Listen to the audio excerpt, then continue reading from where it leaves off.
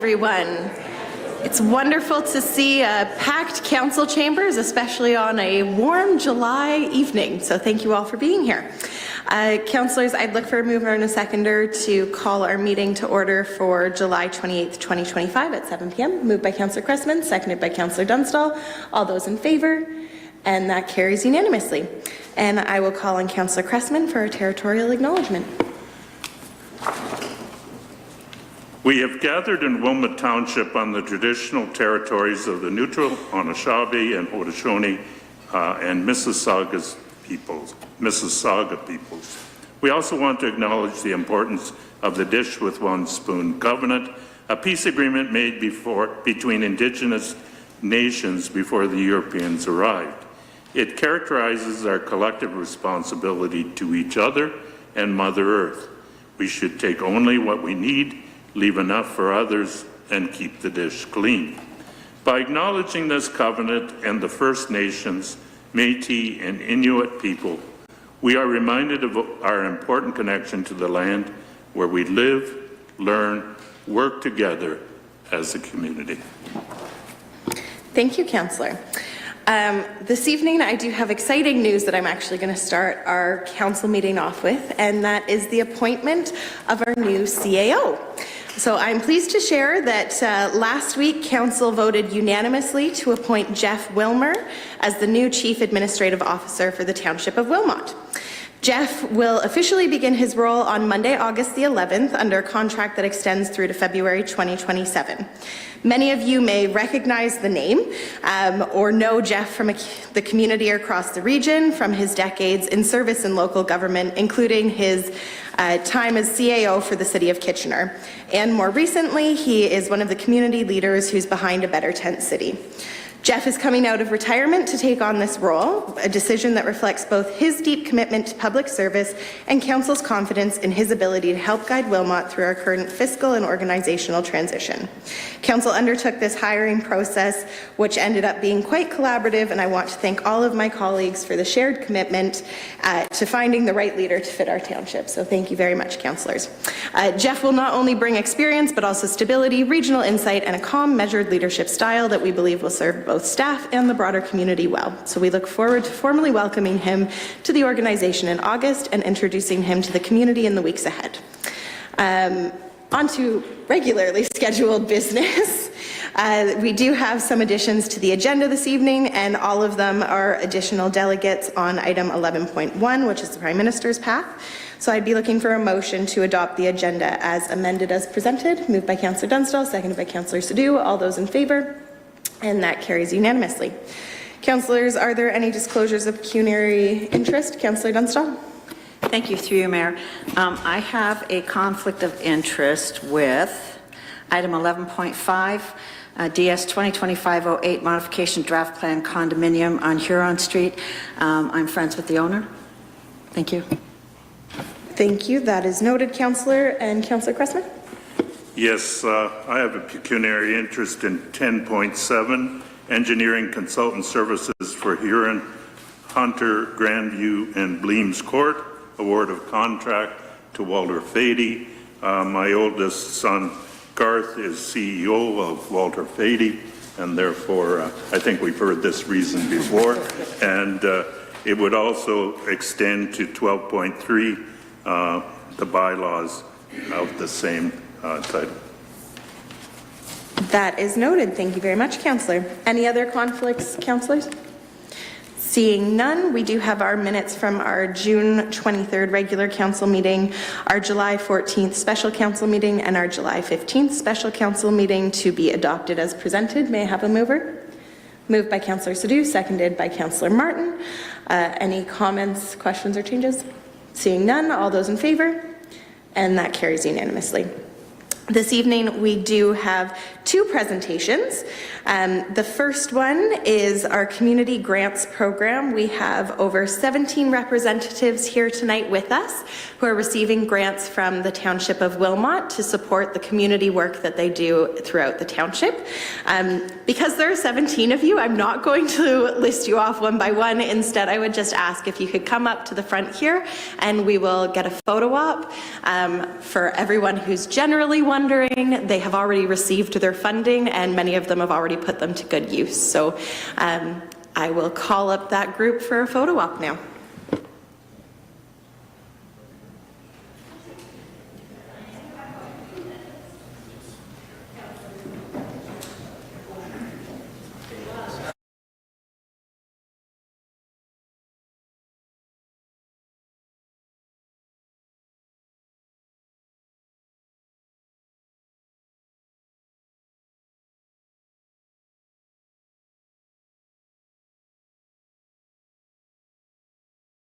You want to smile for the photo op? Thank you.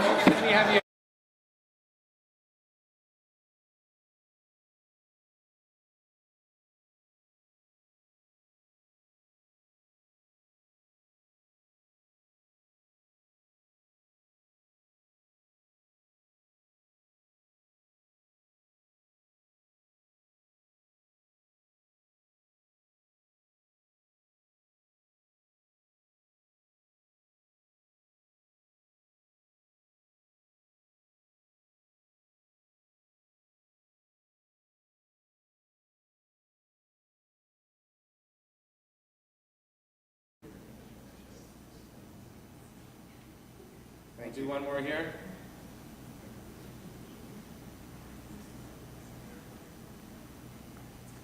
Great, thanks, folks.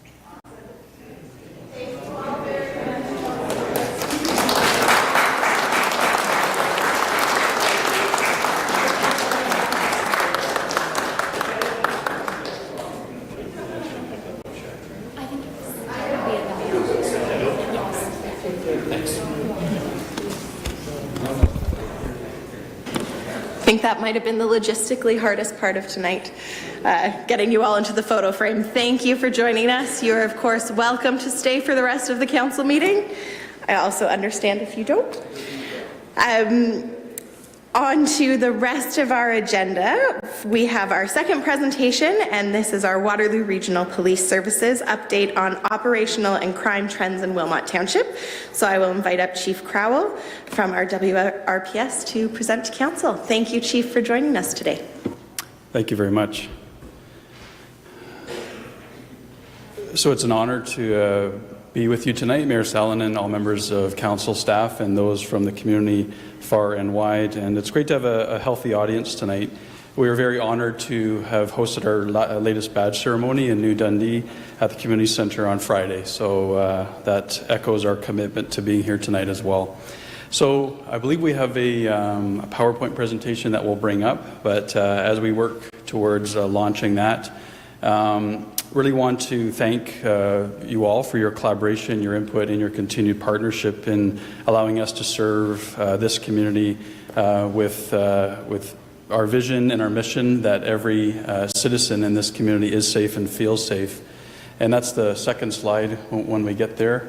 And if you just move to the next slide, to give you a sense of the overview of calls for service across Waterloo Region last year, we had just over 346,000 calls for service.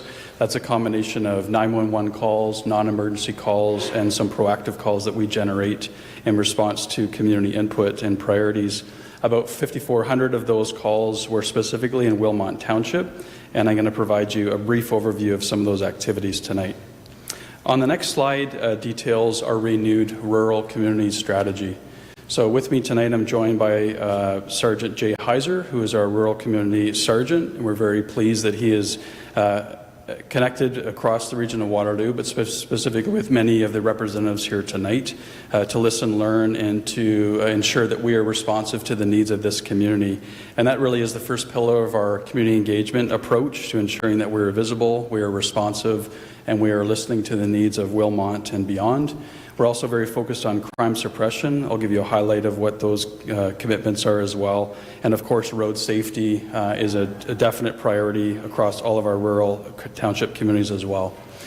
We are actively seeking to reinstate the community space within Wilmot Township that once was reflected in our New Hamburg police station. And that is our commitment to ensuring that we have a foothold, a place where residents can come, meet, and give input in terms of their concerns and our policing practices across the region. So we hope to have that solidified within 2025. And that would replicate community offices that we have in all of our rural townships as well. If you move to the next slide, it will give you just a very brief snapshot of what those 5,400 calls represented in 2024.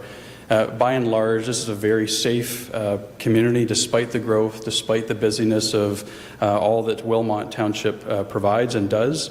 This is maintained to be a safe community in many ways, but not immune to growth pressures, crime pressures that we see in this region and beyond. So you see displayed on the screen, those are the top priority calls for service. Citizen-generated calls. Most of them are also proactive initiatives by our rural officers and also our traffic services officers as well. If you move to the next slide, it'll show you a summary of our traffic enforcement efforts. So this is a combination of the rural assigned officers and also our traffic services officers who are really focused in terms of our traffic safety measures on the fatal 4 offenses. We had 17 fatalities within the region of Waterloo last year. And about 60% of our annual road fatalities and serious injuries, collisions occurred on rural roadways.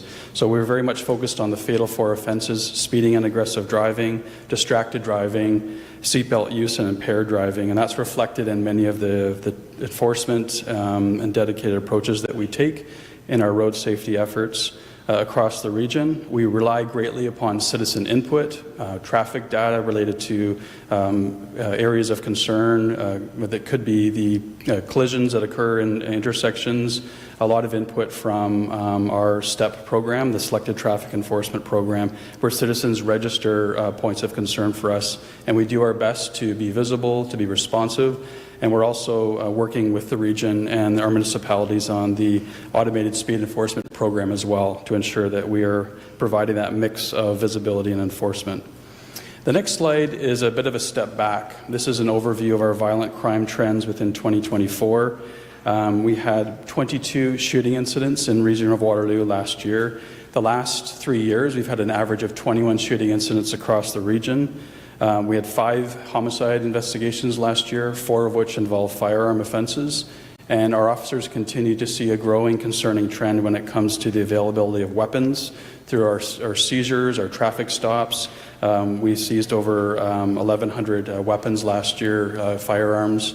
We're also seeing a trend of imitation guns and 3D printed guns being used in the commission of offenses and displayed during a number of activities as well. One concerning trend that we observed last year was a doubling of our carjacking incidents. So that's a robbery of a vehicle or an attempted theft of a vehicle when somebody is approaching or within their vehicle as well. The next slide is a continuation along this theme. It's an overview of our over 1,100 stolen vehicle investigations. This community has not been immune to the trends of stolen vehicles related to organized crime groups across Canada, across Ontario. And so we're very much focused on disrupting these activities and seeking to do our best to stop vehicle thefts as they're connected to other violent crimes and concerning trends as well. We had 286 robbery offenses across the region last year. About half of those are commercial establishment robberies and the other half are person-on-person robberies. So the next slide speaks to an initiative that we've been building towards for the past couple of years. It's an evidence-driven approach to tackling crime called crime suppression through stratified policing. And we're the first Canadian police service to establish this undertaking. And really it's an evidence-driven approach to prioritizing our highest levels of crime, violence, and victimization in our community to ensure that we are focused on prolific offenses, prolific offenders, really accounting for a small number of people in our community that either live here or are coming to our community to commit violence and crime, and to ensure that we are hyper-focused on who they are, bail enforcement, and to ensure that our highest priority needs for gun violence, robberies, and break-and-enters and other similar offenses are at the highest forefront for our intelligence sharing and the way that our officers are using those priorities every day. The next slide just shows a very visual display for how our urban divisions have been slightly reconfigured to ensure that we are very nimble in our approach to ensuring that every urban division supporting our rural communities have a number of teams. We often say that we are policing two neighborhoods. Most citizens of this community would see officers visibly in a car, but they are supported by a high number of officers that are in plainclothes capacities, surveillance-related capacities, guns and gangs, and detective capacities as well. And so we've reconfigured our model under the stratified policing approach. And the next slide also shows the number of investigative teams that have a regional focus. And part of our approach is to ensure that our rural sergeant, Jay Heiser, who's supporting all other communities, but especially in Wilmot Township for tonight's conversation, to ensure that we are addressing the highest priority needs of this community. We are responsive, we are visible, and we are ensuring that our officers are in the right place at the right time to the best of our abilities. To wrap up, just as a brief presentation tonight, 10 minutes flies by pretty quickly, but our last two priorities that we wanted to highlight is our commitment to not only the here and now, but also looking forward to tomorrow, looking at crime prevention, looking at upstream preventative efforts. We are a champion and we are heavily invested in this region's community safety well-being plan. And we have committed members of our service that are intertwined in action tables for those four priorities that you see: intimate partner violence, gender-based violence, missing, murder, and Indigenous women and girls, combating hate, addressing mental health and addiction needs, and also creating safe and inclusive spaces. So there's lots to unpack. That's a multi-year phased plan, but we're very much committed to it. The last slide speaks to our commitment to always seeking to improve. We are looking at a number of investments in technology. So every one of our officers in a frontline capacity has a body-worn camera. Every one of our cruisers has an automated license plate reader within it, an in-car camera technology as well. We are seeking to build out a CCTV camera network within communities across Waterloo Region, and we're in the phases of designing and building a public safety communications center that will respond to our growing community's needs for the next decades to come. And within that center we'll bring a lot of capacity, and we hope partner sharing in a lot of the innovations of next generation 911 technology and all of the complications of our tech-focused world. So in wrapping up, the last slide just speaks to our gratitude. As much as focused on strategies, technologies, and our responsiveness, we're a human-centered business. We're a human-centered service to ensure that we're listening and responsive to the needs. It's very important that we continue to return here as often as we're welcome to engage in this forum and any forum that any of our Wilmot Township residents want to ensure that we're meeting your needs. So thank you for the opportunity tonight, and look forward to any questions or dialogue. Thank you very much, Chief. I would just caution that you don't want to say whenever you're welcome, because you and your service are always welcome here. Very good. Yeah. But we'll go to questions from Councillor Cressman first. Thank you for your presentation, and I had a few questions that came up as I was looking at it. I think one of them is the intersection between what your officers experience in the field and social things, I guess social problems that are experienced. In talking to one on the force, his comment is, it seems to be that we deal with the same people over and over and over again and have the challenge of trying to determine what steps. And so I'm interested in the intersection of that with the political environment to ensure that change can occur, that problems can be addressed. Thank you very much. So we certainly, in a growing community, this community and all others in Canada are facing issues mostly related to mental health, addictions, housing, homelessness, and there's a ripple effect to the economic pressures that we see as well. And I would echo those concerns that we're often dealing with a small number of people, creating many challenges within our community when it comes to violent crime and so on. But also there's those that are in need of additional supports as well. And so I would always point to that community safety well-being plan, because it's under that series of action tables that we will find success as a community. If I point to the mental health and addiction needs action table, it speaks to a very collaborative approach. There's a systems transformation table that is really looking to how do we continue to adapt to those issues of mental health, addictions, housing, homelessness, and how they're intertwined. The crime suppression plan that I also highlighted was also in response to the recognition that it's a small number of people carrying through offenses. And so we never want to blame those from outside this community. We have a number of very concerning areas, incidents and individuals within Waterloo Region, but we also have people using this region as an opportunity, to commit vehicle thefts, to commit robberies, and so on. So there's a lot of philosophy that goes into the approach. What's very important to us is that we have very simple strategies that we can relay to our members in our community, and they can see our responsiveness to trying to tackle these for the here and now, but also trying to get to that preventative path moving forward as well. Councillor Dunstall. Thank you, through you, Mayor. Thank you, Chief.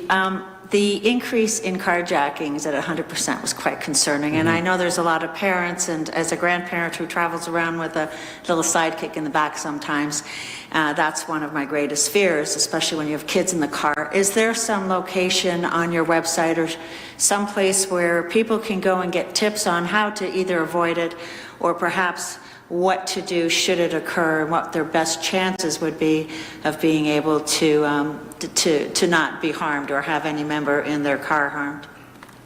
So that's a difficult one to answer. If we had the solution, to prevent any such occurrences, we would not be shy to share it. I mean, what I can say is this year the trend is significantly lower.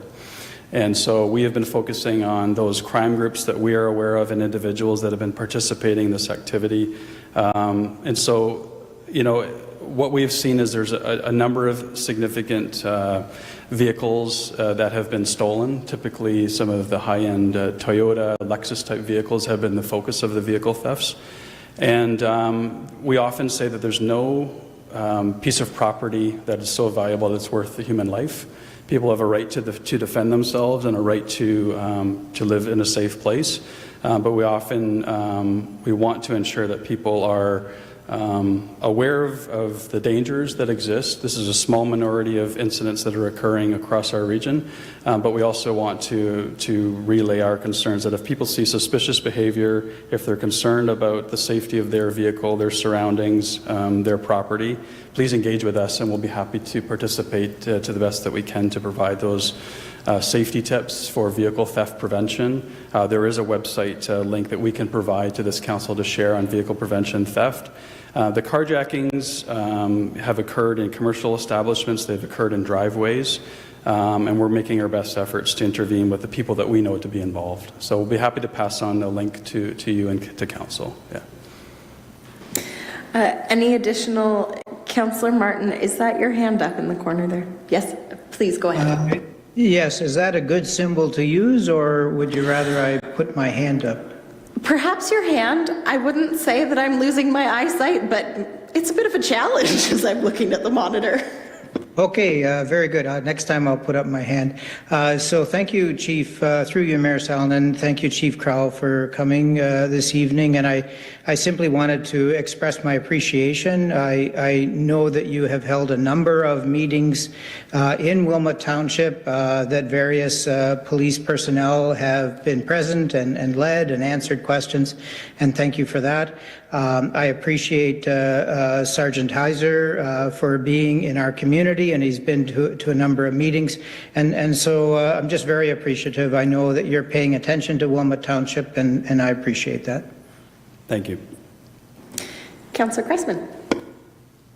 Yes, I get accused of asking too many questions, but through you, Mayor, I'm two that I'm going to just follow up. often I read in the paper of an accident request for dash cam information, and so I'm saying, is that a recommended thing, that something that every person should consider having in their car? And so that's question one. And question two is intersections that have a high rate of accidents, and I can think of some in my ward that seems to be a bi-weekly occurrence. Is that information cross-referenced to the township, and ultimately it's flagged as an intersection that action needs to be taken? Sure.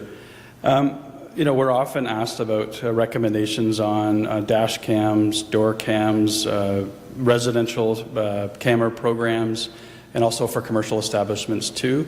And so we never want to recommend something that is unaffordable or unattainable for any resident. But we are finding that the vast majority of our successful investigations are relying upon evidence from cameras. And so we have launched a program adopted from other communities called CamSafe.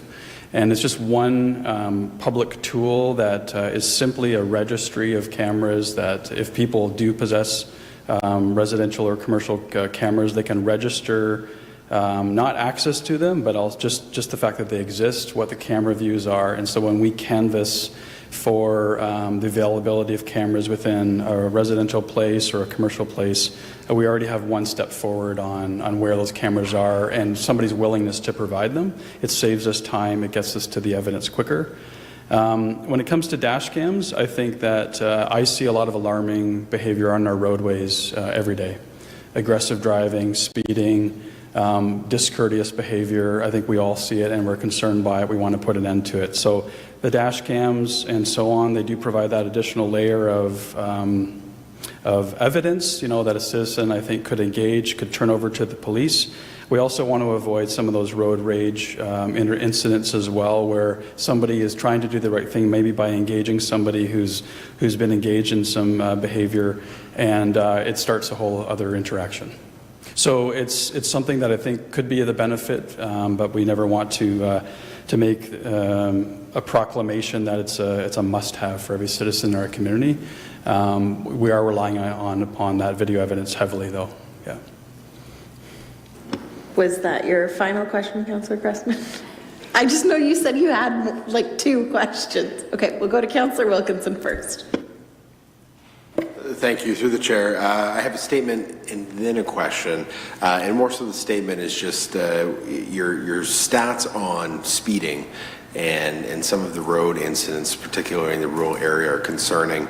I wouldn't be doing my job if I wasn't advocating for please keep the presence up in the rural area, specifically your small towns and crossroads.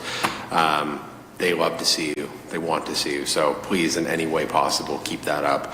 And then I'm just curious that it was a very small decrease, but nonetheless, we had a decrease of 1% in occurrences in Wilmot. I'm curious if there's, you know, I would have expected the opposite to happen. I would have expected due to population growth and other things happening in the community that we would have seen that number increase. So I'm curious if there's something that you would attribute to the decrease, or is it potentially just that folks aren't calling? I don't know. Yeah, and thanks very much. And I recognize I didn't answer Councillor Cressman's second part question, but I'll fold it into your comments on traffic, so my apologies.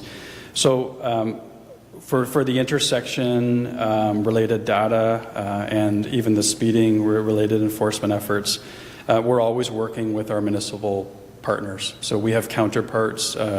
Staff Sergeant Scott Griffiths, who leads our traffic services unit, and his team are very precise in trying to meet those community needs, looking at the evidence of where things have occurred, where the citizen-generated complaints are for stop signs, intersections, collisions, and so on, and then looking at road design, looking at traffic calming measures, traffic calming requests, working with the region and municipalities on the placement of automated speed enforcement. You know, we're trying to work with everybody to meet those needs.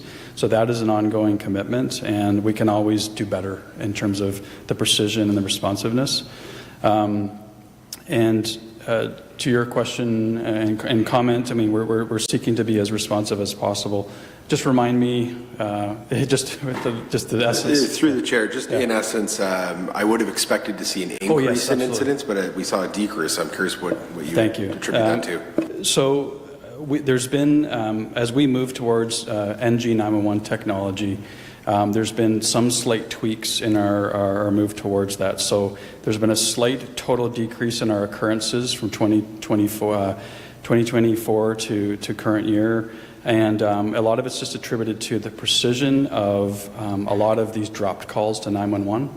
And so this is allowing us to this reduced some of the call types and responses. So we're a little hesitant to rely on those year-over-year comparisons because there can be variability, volatility in the data. We're often looking at 3-year and 5-year trends to really see where things are. And I agree with you, in a growing community, you would expect to see incremental growth. So there's no, I think, no overall change in the level of activity, and I would expect that we'll continue to see that upward trend moving forward. Yeah. Any other questions, councillors? Councillor Dunstall. I'll make it quick. Thanks, Chief. You had mentioned about, I believe, having some kind of location locally here for people to be able to go, and that you're looking for 2025. Did I hear that correctly? That there will be some kind of location, because I know people miss that a lot. Absolutely. So in North Dumfries and in Wellesley, we have a community office located in community centres. And so our commitment this year is to work with Wilmot and in Woolwich as well to reestablish what that will look like in this capacity. We recognize that at one point in our capital planning, we were looking to find, we were going to build a rural policing station. We still haven't found that magical place that meets, the vast expanse of our rural communities. So as we continue to work and build towards that, because I think it is inevitable that we'll need to create 1 or 2 rural policing stations that are fixed brick and mortar establishments. We want to ensure that there's equitable access. So our commitment this year is to identify it, and depending on the location of that community space, we want to turn it around and get in there as quickly as possible. Because Sergeant Heiser and his team are finding it is important. We want to be available, predictable, and that touch point of consistency is very important. Yeah. Of course, Councillor Cressman.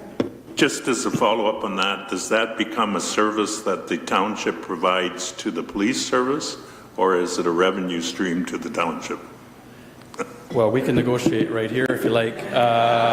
So typically it's been a lease arrangement where, for instance, in Wellesley Township, it's a leased community space that belongs to the township. We're very happy to contribute to that enterprise. Yeah. Yeah. Always looking out for the bottom line, Councillor Cressman. Any other questions at this time, councillors? Okay, seeing none, thank you again very much, Chief, as well as everyone who joined us from WRPS today. We really appreciate you coming out and giving us an update. Thank you.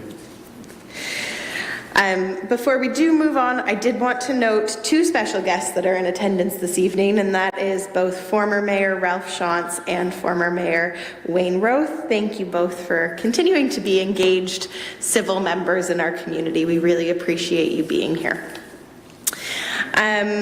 In terms of this evening, we have no general interest delegations, but there are 13 specific interest delegations who have registered to address council. Each speaker will have 7 minutes to address council, and I would like to remind all the delegations of some guidelines for participation.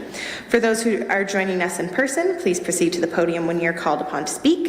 If you conduct yourself in any of the following manners, it will result in removal from the meeting, and that includes interrupting councillors, staff, or other delegates, derogatory statements about councillors, staff, or others, and hate speech or defamatory comments. One last reminder for delegations, please do not take offense if following your presentation there are no questions from council. This is council's time to listen and reflect upon the opinions and ideas shared with us from our community members.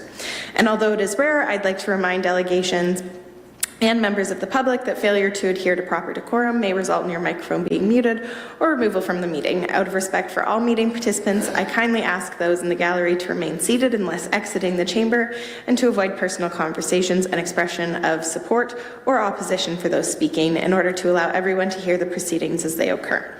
So when we do get to the items this evening where we have delegations registered to speak, I will call up each delegate when it is their turn at that time. And I believe everybody is here for the Prime Minister's Path item in particular. We do not have any formal correspondence this evening. We do, however, have 8 consent agenda items.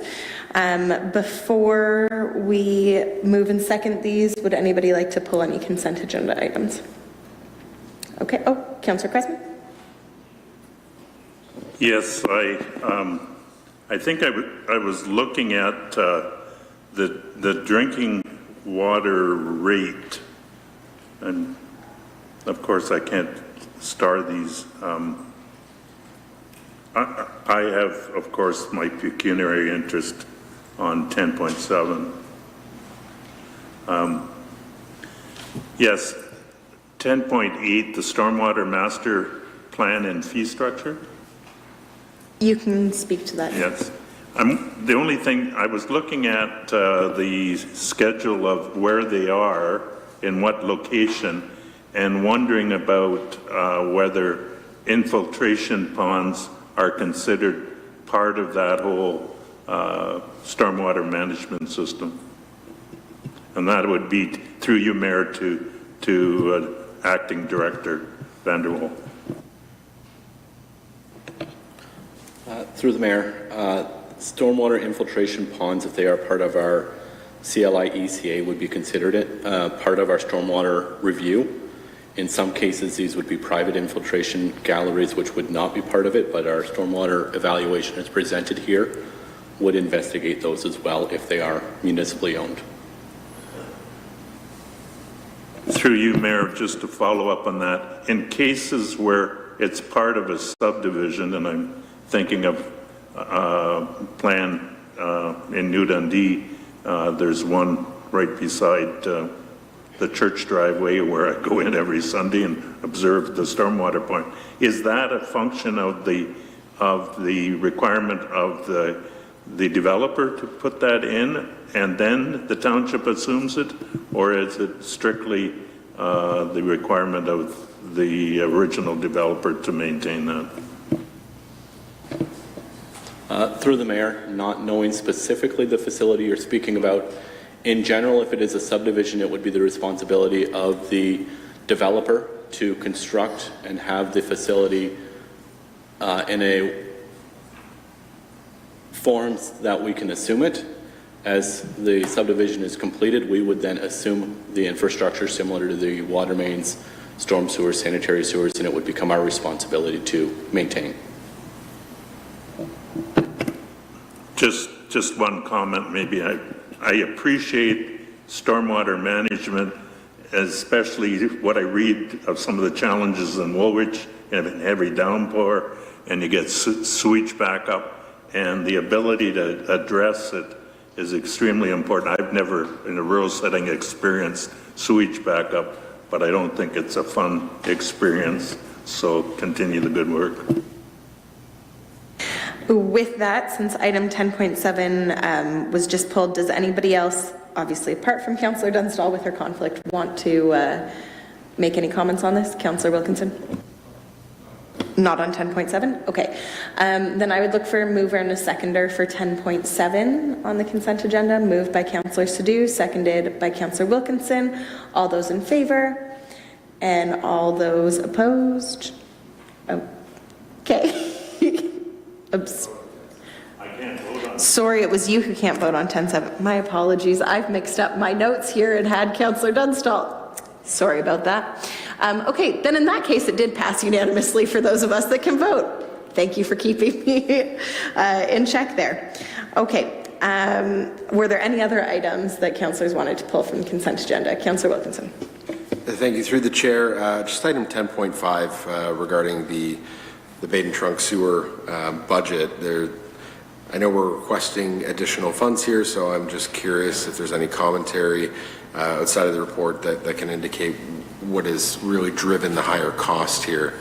I understand we'll be able to pay for this, but just, is this a delay? Is this because we've waited too long, or what maybe has created the circumstance?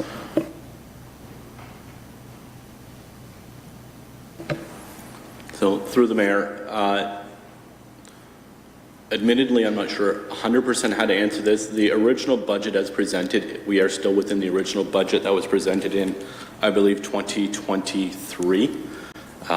In the last budget cycle, we did not bring up the request to the full amount that was required. So we are still under the original estimate, but we did not request enough in 2025 to move this project forward to completion.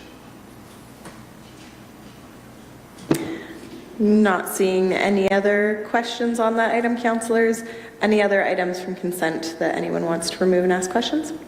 Okay, seeing none, I would ask for a mover and a seconder for the remaining consent agenda items. Moved by Councillor Dunstall, seconded by Councillor Cressman. All those in favor? And that carries unanimously. And jumping forward to our reports. So the first report of the evening, which I believe most of you are here regarding, is 11.1, and this is on the Prime Minister's Path. So the recommendation is that Wilmot Prime Minister's Path Working Group recommendations to Council as attached to item 1 of CAO-2025-10 be received for Council consideration. To get this on the floor, may I have a mover? Moved by Councillor Dunstall, seconded by Councillor Martin. And I will invite our Director of Corporate Services and CFO, Greg Clark, to introduce this report. Thank you, Madam Mayor. This report is the same report that was brought May 12th to our special council meeting when our consultants, Denise and Benny, provided a presentation on the findings of their work and the summation of that work as presented to the attached through the attached documents provided by the working group, and the additional information in all of the engagement processes that they went through. Since that time, we've also provided council with redacted versions of the majority of conversations and correspondence related to the project. So meeting minutes, direct emails between the consultants and individuals, as well as summaries of, or not summaries, but the actual responses through the different engagement methodologies with all of personal and identifiable information being removed. So that's available to council for their consideration. And tonight is the continuation of that conversation. And so Denise is here in person with us. Benny is online and available if there are questions of clarity that council has for them. And I do remind council that the recommendation before them is open to them to define. And so the staff and administration did not put forward a recommendation. They've left that for council at your discretion to decide how to proceed. What you have is the recommendation from the working group that was passed along through the report to you for your consideration. Thank you very much. Any questions for Director Clark or for our consultants, Denise or Benny, at this time? Okay, seeing none, we will then invite up, as I mentioned, we have 13 registered delegations on this item. So I will, yes, that is all. So I will invite up our first speakers of this evening, which is Dennis and Pat Mighton. Thank you very much for joining us this evening, and you will have 7 minutes.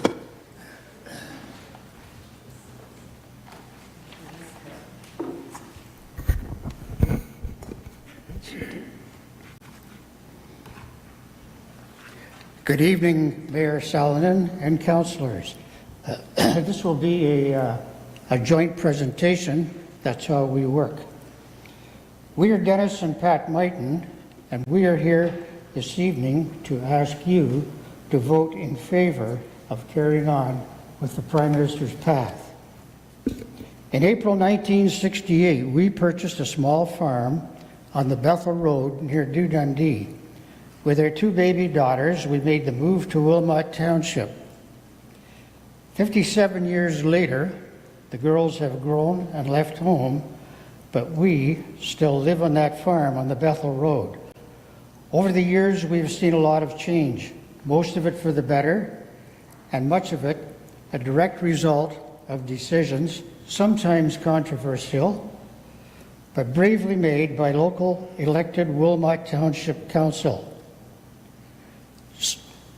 Some council decisions have local impact only. Others, like the one that you will make this evening, have significance well beyond our own borders. It would be fair to say that this council has already faced more than your fair share of decisions. Tonight, you will be asked to make another. The future of the Prime Minister's path is in your hands. Bringing back the existing statues and starting over to rebuild the Prime Minister's path offers Wilmot Township an opportunity to contribute to society, a project well beyond the usual scope of a small rural community, and to instill among Wilmot residents an unprecedented sense of pride. The working group recommendations include several factors to consider as you move forward. First and foremost is governance and structure. A steering committee consisting of volunteers with the appropriate knowledge, experience, and expertise is essential. And we are confident the availability of well-qualified individuals willing to serve on that committee will be willing to come forth. The report includes suggestions regarding funding, location, a new name for the project, enhancing the education component, reconciliation, and inclusion of a variety of perspectives. There will be challenges, but it is doable, and it can be done with minimal additional workload for township staff. With respect to financing, we understand that CreateScape is willing to return as a partner in managing charitable donations and helping to identify available grants. This is excellent news.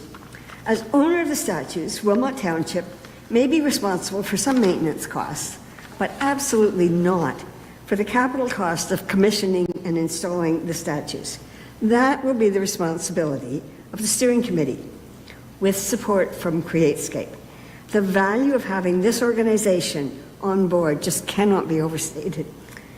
Location is another important factor. Keeping the path on township-owned property, specifically on the land adjacent to Castle Kilbride and this municipal office, has many advantages. The site allows the township to maintain ownership and ultimate control of the project. The township already owns the land. Some landscaping will be necessary, but there will be no new land leasing or upkeep costs. We already have a national historic site right here. The Prime Minister's Path and Castle Kilbride will complement each other. As the reputation of the Prime Minister's Path grows, it will help to attract more visitors to the castle and contribute to the economic well-being of the township. Much of the former objection to the Prime Minister's Path was based on harm caused to generations of Indigenous families through the residential school system and the role of our first Prime Minister in establishing that system. We recognize the trauma felt to this day by some Indigenous Wilmot residents because of the experience of their family members in a residential school. That's a part of Canadian history that many of our generation did not learn in school. The Prime Minister's Path can shed light on and stimulate conversation about incidents of our past that we consider shameful today, even though they might reflect the accepted thinking at the time that they occurred. We cannot learn from our past if we hide it away. The Indigenous experience and Indigenous voice must be included in the renewed project. The Prime Minister's Path has the potential to play a role in Wilmot's efforts toward reconciliation. Going forward, a focus on reconciliation would be an important component of the project. Now, you do not have to determine the details tonight. You just have to decide yes or no? Will the Prime Minister's path return to Wilmot Township? Or will you close the door on this chapter of our history and allow this unique national treasure to be lost forever? That would be a shame. In conclusion, we ask you to vote yes. Remove the existing statues from storage, return them to Baden, and let's start over. Thank you. Thank you. Thank you very much, Dennis and Pat, for your presentation. Councillors, any questions? Seeing none, thank you again very much for joining us this evening. I will now invite our next delegate, and that's Mark Johnson, who will be joining us virtually this evening. Mark, thank you for joining us, and you will have 7 minutes once we do have you set up virtually.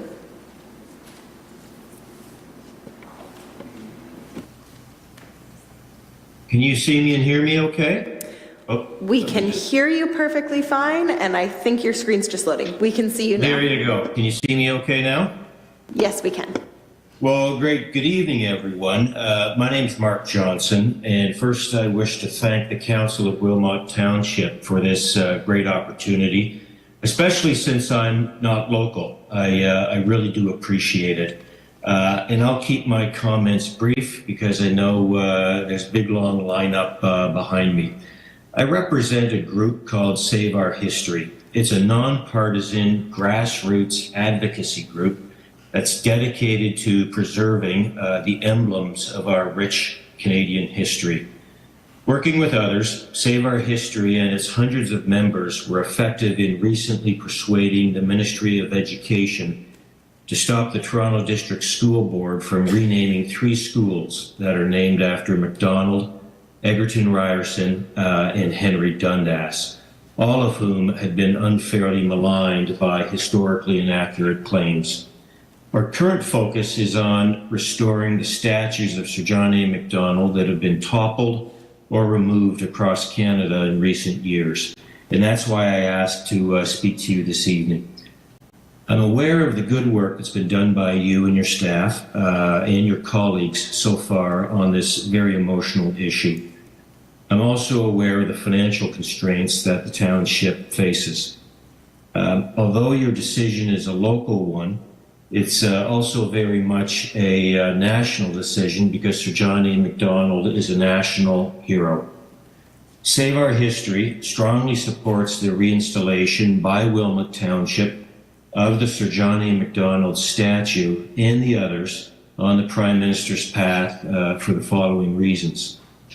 Sir John A. Macdonald has been inaccurately and in an unbalanced way unfairly depicted in the current narrative about residential schools. It was, in my view, an emotional piling on that was very unbalanced. The costs of storage, consulting fees, stakeholder engagement, and other expenditures, $221,000 to date by the Township of Wilmot, have been and will continue to be a costly and pointless drain on precious taxpayer funds. I think a straightforward reinstallation would likely be the least expensive option, as opposed to further study, communications, education costs and associated delays, etc., all of which would undoubtedly pile up. I think the Council can now show leadership on this topic, reinforcing the Ontario Legislature's recent decision to restore the statue of Macdonald at Queen's Park. As you may know, the statue at Queen's Park was recently restored after almost 5 years of being boarded up. And most importantly, I do believe that the reinstallation by you will lead the way for other municipalities to do the same. So your actions will be widely applauded across Canada. And so to conclude, I wish to say that people across Canada are looking to you for leadership. Honoring Sir John A. Macdonald by reinstalling the statue will be an act of courageous leadership, and it's the right thing to do. And so thank you for your time this evening, and thank you for listening. I really do appreciate it. Thank you very much, Mark, for joining us. Councillors, any questions? Seeing none, thank you again for your time and for your delegation. We will move along to our next delegate who is in person tonight, and I will invite up Marie Pavey. Thank you, Marie, for joining us, and you will have 7 minutes. Good evening, Mayor Solonen, Wilmot councillors and staff, and members of the public. I am Marie Pavey, a resident of Baden. I am a member of the Wilmot Ecumenical Working Group on Indigenous Settler Relationships, and I also attend the Women's Healing Circle led by Elder Nina Deshane. I grew up south of London, as I've told you before, London, Ontario, and I attended elementary school with many classmates from Oneida Nation of the Thames, Chippewa of the Thames First Nation, and Munsee Delaware Nation. It was there that I began my journey of listening and learning, which continues to this day. These experiences make seeking authentic, meaningful, and bona fide truth and reconciliation important to me. And what is truly important is for it to be led by Indigenous people and not driven by non-Indigenous people saying that it's truth and reconciliation. I was also one of the 12 community members of the Collective Reflections Future Directions Working Group that worked with Benny and Denise. And this evening, however, I submit these my own thoughts, simply as a resident of Wilmot for the past 34 years. I do not want the statues to return, but in meetings of the working group, it became clear that the only way forward was to meet in the middle. Therefore, I endorse Lura's report of carefully found common ground among the working group members from this community. My endorsement is given despite my continued concerns that these statues cause harm, irrespective of other intentions. The reality that we have been told by Indigenous peoples and others that the statues cause harm results in deep inner conflict within myself as I endorse these recommendations. My biggest fear is that these carefully developed recommendations will be disregarded or watered down, and that Council will see this as a green light to simply return the statues, ignoring the recommendations in their entirety, and ignoring the many difficult lessons learned by the working group of Wilmot residents entrusted with finding a way forward. Council should be wary of basing any decision on the views of cherry-picked academic experts on either side of the debate. Indeed, the Lura report significantly outlines the importance of balancing perspectives in any presentation of the past, and dangers of ignoring voices on either side. I fully agree with the many reasons laid out in the 2016 Wilfrid Laurier University report that was summarily ignored by the past Wilmot Council that hastily approved the installation of the project. The report comprehensively outlines the complexity of this issue that led to the cancelling of the installation at WLU, based on a public consultation process that included input from individuals with expertise in Indigenous history, Canadian history, pedagogy, commemoration, diversity, and social justice. Indeed, the complete recommendations of Lura's report reflect listening to the wide variety of opinions within our community. The working group was intentionally composed of people representing opposing viewpoints. We shouldn't give in to the temptation to say that this was a harmonious undertaking.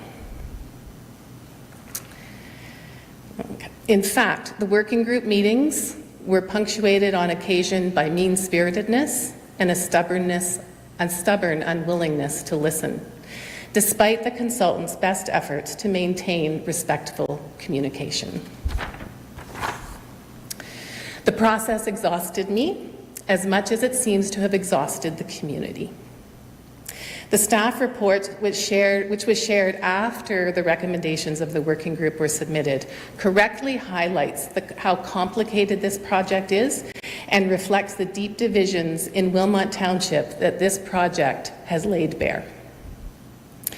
If indeed you wish Wilmot to continue to be a cohesive, vibrant, and welcoming countryside community, all of the recommendations, down to the finest of fine print, will need to be fully followed and not looked over, reflecting all the voices within our community, including the 6 key areas of truth and reconciliation, governance and structure, funding, inclusion, education, and location. Or you could determine that this project is well beyond the scope and financial resources of Wilmot Township and simply end it now. Thank you for your time this evening. Thank you very much, Marie, both for joining this evening and again for your efforts on the community working group. It's greatly appreciated. Councillors, were there any questions for Marie at this time? Okay, seeing none, thank you again for joining us this evening. Thank you. I will now invite up our next delegate, and that is Patrice Deloitte. I believe Patrice is is joining us virtually. So we will just give you a moment. Hello, can you hear me? Yes, we can hear you. And my camera is on, so you should be able to see me, but I'm not going to let this drag. Here we go. It's my fault. It's all right. It sometimes takes a moment to load. Hello. There we are. Thank you, and you're good to start. Madam Mayor, thank you for your patience. Dear members of Wilmot Township Council, thank you very much for allowing me to address you tonight. I'm honored. My name is Patrice Dutil. I'm a professor of politics and public administration at Toronto Metropolitan University in Toronto, and I'm very conscious of the fact that I'm talking from Toronto. I'm not in Wilmot. I thought I could be. I hoped I could be, but I couldn't make it. I'm a teacher. I'm a writer. I've been a writer, a co-writer, or editor of 14 books. Many of these books are about prime ministers. So I've studied the issue carefully and for a long time. And I really think that expertise does matter in cases like this, as in any case where council must express itself. Prime ministers are important. Think about it. Prime ministers are probably the only thing we have in common. This is a big country, east to west, French and English. All sorts of denominations, all sorts of races have found a home in Canada. Of course, there's the Indigenous people. We are a complicated population with many different interests, many different cultures. Wilmot Township has an opportunity here to continue a great piece of work, an initiative that is in and itself inviting. I look at the statue that Ruth Abernathy did for John A. Macdonald, or Morgan MacDonald's statue of Mackenzie King. They are structured to invite discussion. And Wilmot Township would have an opportunity here, if it commissioned other statues that are so inviting also, of discussion, to help the community, to help Canadians, to help Ontarians come together on this important topic. I think it's a genius idea, and it should be continued. Mayor, members of council, we need more history, not less history. The President of the United States has exercised our imaginations a great deal. He thinks that Canada should become the 51st state. Why does he think that? Because he thinks that we share the same culture. By implication, his view, and the view is held by many Americans, is that our culture is an American culture. We're the same. And yet our history is fundamentally different. We have cultivated different kinds of institutions, different kinds of mentalities. Our approach to Indigenous people, as terrible as it has been on many occasions, is fundamentally different than the American attitude towards Indigenous people. This initiative brings people together, allows people to come into conversation through the prism of the prime ministers into a fruitful discussion. Of course, we should be discussing the issue of Indigenous people. All the prime ministers had to deal with those issues, but they had to deal with a great deal more. They had to deal with foreign policy. They had to deal with industrial policy. They had to deal with building infrastructure. They had to deal with minorities. They had to deal with regional tensions, workers, business community, you name it. Through the prime ministers, we have an opportunity to engage a discussion. Now, it's not just a question of erecting statues. I think that the magic of this Wilmot path of prime ministers would be to use that opportunity, to use that tactile resource to engage discussion. And so I would urge you to accompany that, the installation of those statues with conversations. I think the theme of conversations is essential. And use that, create workshops, create lectures, create conversations with experts on what the prime ministers did and what they did not do. I think that the whole issue around remembrance is very difficult. And I've been involved in Toronto on my own, in my own name, on the issues of renaming my university, which was Ryerson University, with the Henry Dundas issue, with the Sir John A. Macdonald issue. And I know how emotional it is, how very strangely emotional it is. And why is that? It's because we're dealing with our own thoughts. We are dealing with our own impressions of what our country stands for. The path of prime ministers is an opening to discussing Canadian history, mostly post-1867 history, but it's about all of it. What has been our social attitude towards women, towards children? What have we done with the farmers? These topics need to be aired out. And I think that if Wilmot Township could play a leadership role on this, you could radiate across the country. With the modern technologies at our disposal, the events in your townships could become national events. I think that for that reason, for all the potential, I urge you to continue on this path with the prime ministers to fulfill the promise of the path. This is not about celebrating unconditionally these men and that one woman. And there will be others from all sorts of races. That's inevitable. But it's an opportunity to talk about how these influential people affected all of us and the generations that preceded us in all sorts of ways. I'll finish on that note. This is a prime educational opportunity to do something that would be local, provincial, and national in its fruition. Thank you very much for listening to me.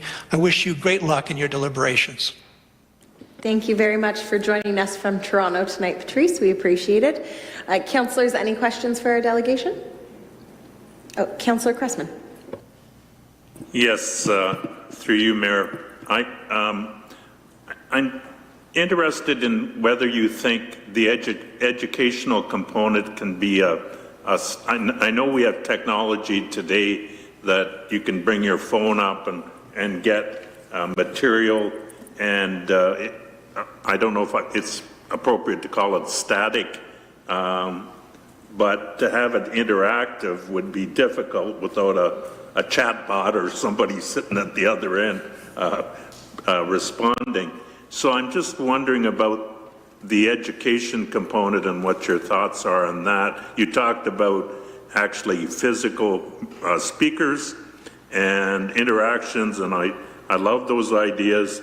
I'm just wondering, for the most part, what are the other avenues that you think the education can be delivered? Well, thank you very much for your question. I'm delighted to answer that.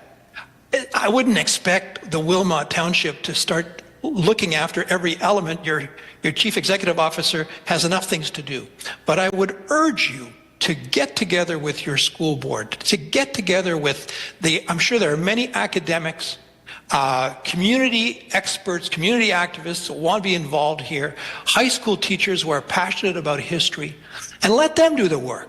It's going to take a little bit of money for technology. Seek out partnerships, and I think that there will be lots of opportunities to get partnerships on this idea of a Township of Wilmot conversation on prime ministers.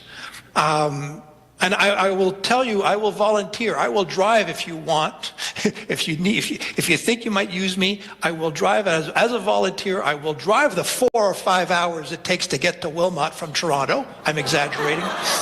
Sometimes it feels that long. I'm willing to volunteer, and I'm sure lots of people would be willing to volunteer to help the township get this thing off the ground. And I know it's time, and I know it's commitment. I've been there, I've done that. But this is worth doing. You can do virtual visits. You could organize visits on sites, guided tours, get the high school teachers involved, get the community activists involved, and use those prime ministers, again, not for what they symbolize, but what they can reveal to us about ourselves. This is about our history. We don't do enough, and if we don't do enough, this country will disappear. Think about partnerships. Thank you. Any other questions, councillors? Okay, seeing none, I do just want to put a shout out that Wilmot is only about an hour and a half from Toronto. You haven't driven it in a while. Well, it fair. feels like It does forever. depend on traffic. Yes, and I drive by. Now I'll stop. Fair enough. Anyways, thank you again very much for joining us this evening. Thank you. I will now invite our next guest who is joining us in person, and that is James Stewart. James, thank you very much for joining us this evening, and you will have 7 minutes. Thank you, Mayor and councillors. I did drive in from Toronto, and I was debating for so long, should I be wearing a blazer or not to address council? And it was so hot in here, I had to take it off. And it reminded me of the story of Prime Minister Louis Saint Laurent, where the rule in his office was no worker in the office would take their blazer off until the Prime Minister took his off. So I've taken mine off, so I don't faint. But I love the grassroots element of what's been happening over the last several years on this project. And I'll tell you why I'm here. I taught Canadian history for 30 years. And the country's past has been the guiding light in my life. And I've also got a particular interest in Canadian prime ministers, and I've written 2 books on them. The second one comes out in September, which is called The Prime Ministers, Canada's Leaders and the Nation They Shaped. And interestingly, it's an inclusive book because there's been no book on Canadian prime ministers that addresses the Indigenous angle of government relations, and my book does that. So you can talk about prime ministers and Canadian history by addressing the diverse elements of the country. And I guess this is my way of telling you why I am here and why I'm a big supporter of the Prime Minister's path. And it's why I came here in person.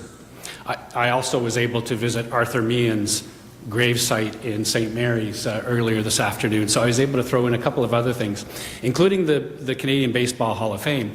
And that got me thinking that Wilmot Township is not nationally known, but it could become the Cooperstown of prime ministers. And all of a sudden, people are going to be coming to Wilmot Township because of the centrality of prime ministers and the artwork that is there.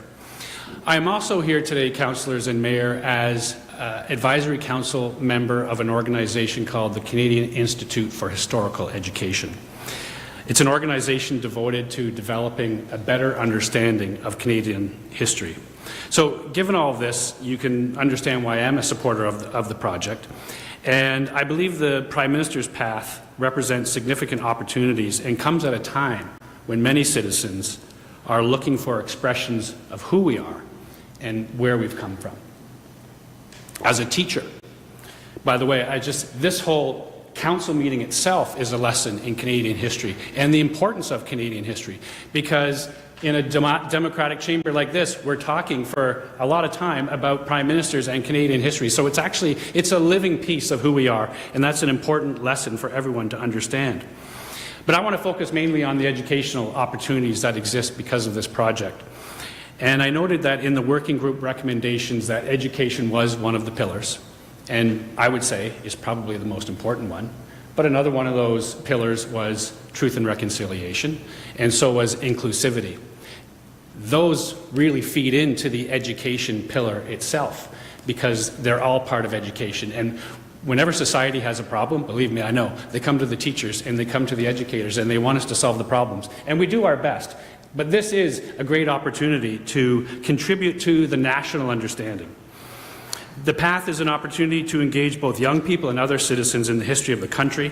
It's an opportunity to explain who our leaders were, as well as the times in which they lived.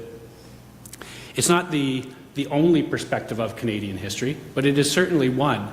and it will fan out into other aspects of Canada's past. It's not just entirely about prime ministers. The other thing I like about it is the art aspect of it. As Professor Dutil was talking about, it's an invitation to discussion, and it uses the arts to do that as well. So there is a physical and artistic dimension that implicitly there's a message to people that art is important and that civic engagement is important. And when a township says we're going to devote resources and we're going to make this type of Prime Minister's path, there is a message to people about the importance of those things. A well thought out companion of educational materials and visionary thinking about using the path as a springboard of ideas about Canada's past. The path could become a magnet for schools and conferences. The potential here is really only limited by the resources, human and capital resources, that are put behind it. You know, it's interesting that December was the 150th anniversary of the birth of William Lyon Mackenzie King, who I don't need to tell you, was born just down the road in what was then Berlin, Ontario. So imagine if we had a conference co-hosted with one of the universities or colleges around here, or one of the high schools as well in partnership, and we had a conference on the legacy of William Lyon Mackenzie King. That's just one example of the types of things that we could do here. I understand that there is a lot of concern here about taxpayers' dollars, and I totally understand that. And the organization that I'm an advisory council member of, the Canadian Institute for Historical Education, is willing to work in tandem with the township to try to develop some partnerships to bring in some possible funding for the Prime Minister's path. So I think that's an important part of a message that I'd like to leave with you about that, because the organization is very much interested in helping Canadians understand their past, and that's what the path is about. Perhaps I should conclude with an anecdote about a speech that I gave at a Model United Nations conference 2 years ago. I had on my screen a picture of Lester B. Pearson, and underneath it said his name. I asked the high school students, who do I have on my screen here? Nobody knew. Then I decided I better write my book, and that's coming out in September. I hope it'll be in your local library here. But this alarmed me. I think this is another reason why we need something like the Prime Minister's Path, is because we don't know our history well enough in Canada, and we can't just rely solely on educators in the school system to do it. Canadians and civic institutions need to be a part of telling the stories about who we are. So we can all, I know it's up to the Wilmot Township, and I respect that, and I appreciate you listening to the teacher from Toronto who's made the trip down here. But I really think we all can play a role in preserving and promoting and discussing Canadian history. And initiatives like these, they make a difference. Everything makes a difference in the story in the effort to try to tell Canadian history. So I appreciate your time, and I urge you to give this the best consideration, and thank you very much. Thank you very much, James, and I hope that your trip was not 5 hours to get here. It was not. It was not. Glad to hear. Councillor Cressman, I believe, has a question. Yes, through you, Mayor, to Mr. Stewart. I'm interested in the Indigenous component and how we honor that, if that's the right word, and move truth and reconciliation forward. Can we do that strictly through the lens of the policies and the information of individual prime ministers, or do we have to have something that is unique and focused on the Indigenous component entirely by itself? While we haven't realized this in Canada for the longest time, Indigenous issues and prime ministers were intersecting since 1867. And so this was one of the things that I learned while researching my book. I said, oh my God, this has been hiding in plain sight all the time. Every prime minister has had to deal with Indigenous issues, and we just haven't been telling that history. So we can certainly tell it. And pick a prime minister. I mentioned Louis Saint Laurent earlier. He had to deal with Indigenous issues. He rewrote the Indian Act in 1951, which nobody liked. There was a huge parliamentary committee from 1948 to 1950 that looked into the Indigenous issues. And then there was also relocation when Inuit peoples were ill, and we sent them into southern hospitals with no family members, and it was a very challenging time for what the Saint Laurent government did to Indigenous people. So you pick a prime minister and you slice it any way you want, you will find issues on the environment, you will find issues on rural and urban, you will find issues on indigeneity. Any other questions, councillors? Councillor Dunstall. Thank you, through you, Mayor. I just want to thank you, James, for making the drive. And I have had an opportunity to speak to one of your members, I think Gordon Walker, yes, who's the chair, and he also mentioned that some of your members may be willing to contribute, either be part of the committee or perhaps some financial. So I just wanted to thank you for that. Yep, very good. Thanks for raising that. Any other questions, councillors? Councillor Cressman. This might be a little off subject, but when's your next course? You seem like an interesting prof or teacher that I would like to listen to. I'm sad to say that I left teaching to be a full-time writer now after 30 years. So, I'll still try to educate where I can. I'll come back to the township and give a talk. Thank you very much, Councillor. I think you'll need to be satisfied with the new book that's coming out. Thank you for joining us, James. I will now invite up our next delegate who's joining us virtually, and that is Andrea Berwick. Andrea, thank you for joining us.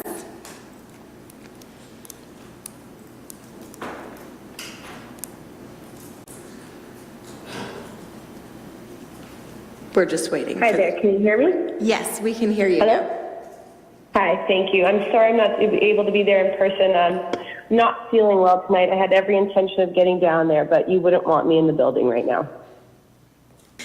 Good evening, Mayor, councillors, and members of the community. Before I begin, I want to take a moment to acknowledge my privilege. As a white settler and lifelong resident of Wilmot, I know I have not experienced the same harm, exclusion, or generational trauma that these statues represent for many people, particularly Indigenous people, racialized communities, and those impacted by the policies and legacies of the leaders being commemorated. I speak tonight not as someone directly harmed, but as someone who believes in listening to those who have been and taking their voices seriously. I also urge Council and many of the delegates who have spoken in favor of continuing this project tonight to reflect on their own position of privilege.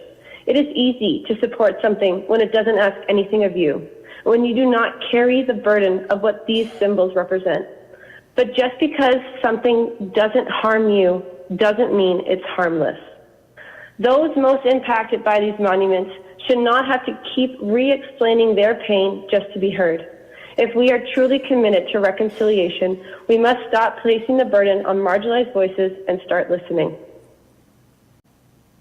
From the beginning, this project has been fundamentally flawed, especially when looking at it as an educational tool. Some have defended it by claiming educational intent, citing the inclusion of Easter eggs designed to provide extra content. However, these additions do not address any of the core controversies.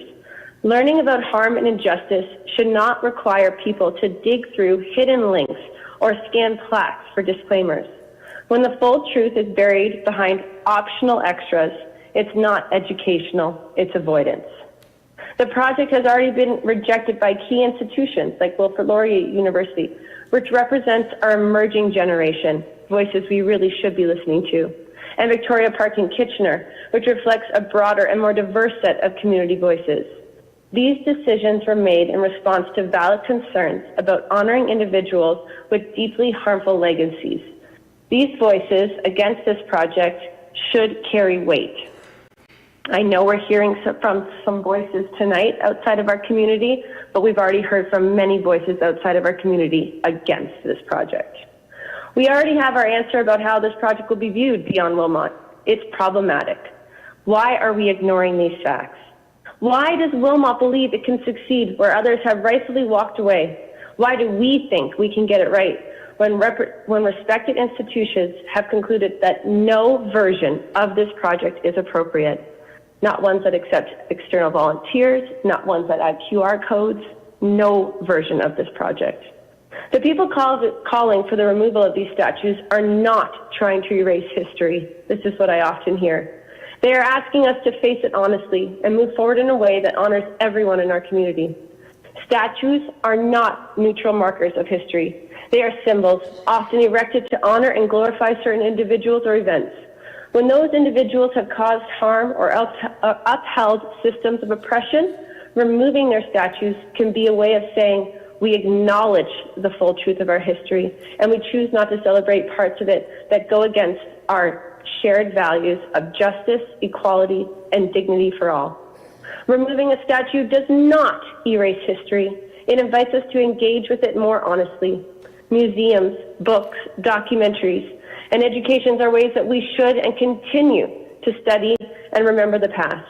But honoring someone with a statue in a public place is different from learning about them in a history class or through a history book. It's a public endorsement of their legacy. When we call for the removal of certain statues, we are advocating for a more inclusive version of patriotism, one that recognizes the complexities of the past while committing to a better future. That's not unpatriotic. That's the kind of love for a country that demands accountability, progress, and respect for all of its people. Ironically, it has been the removal, or even the threat of removal, that has sparked the most meaningful conversations in Wilmot. These discussions weren't happening while the statue stood silently in peace. Their absence has created space for dialogue, learning, and understanding that simply did not exist before. It's interesting that the two gentlemen coming from Toronto tonight mentioned that they will now visit Wilmot when these statues have been in place for many years and they had not. Across Canada, change is already happening. Statues of Sir John Macdonald have come down. Schools have been renamed. These are not acts of forgetting. These are acts of understanding. So why is Wilmot resisting that shift? Why are we not stepping forward with the same care, integrity, and clarity? We are not erasing history. We are making it here in Wilmot. Truth and Reconciliation doesn't ask us to adjust flawed projects by adding QR codes or other half-measured efforts.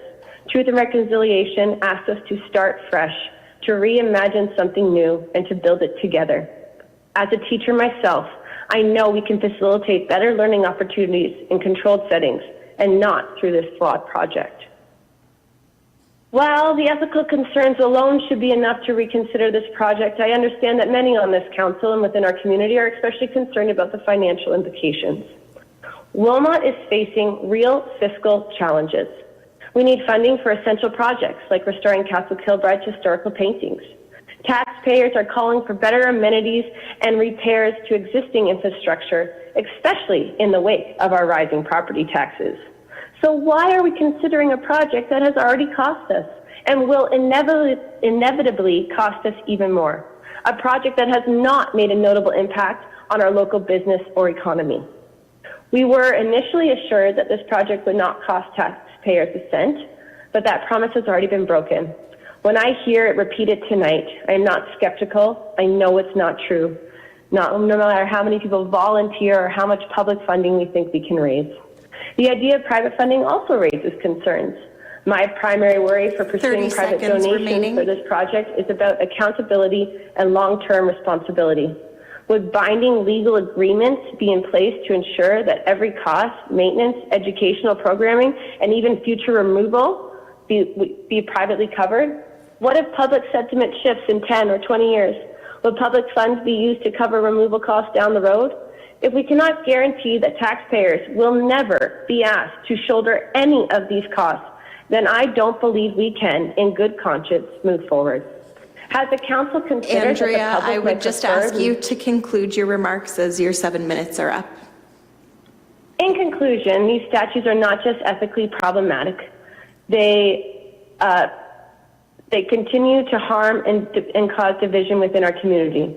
Removing them does not erase history, rather it invites us to confront the full truth of our past and move forward in a way that reflects the values of justice, equality, and inclusion.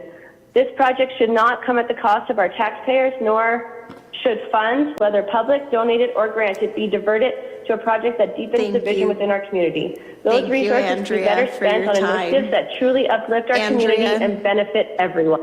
Your time is up. Thank you very much. Councillors, were there any questions for our delegate? Okay, not seeing any. Thank you again for joining us, Andrea. I hope that you also feel better. And I will move on to our next delegate this evening who's joining us in person, and that is Ruth Abernathy. Ruth, thank you very much for joining us this evening, and you will have 7 minutes.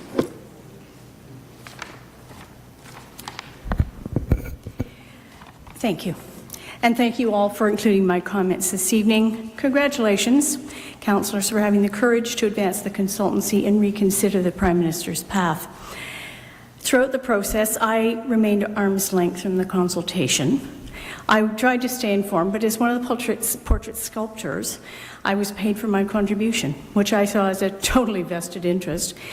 I also felt it was important for residents to speak freely at the township gatherings without a concern that they would impact my livelihood. But tonight I chose to speak as a Wilmot resident and taxpayer, familiar with public art and perhaps able to offer a useful perspective that way.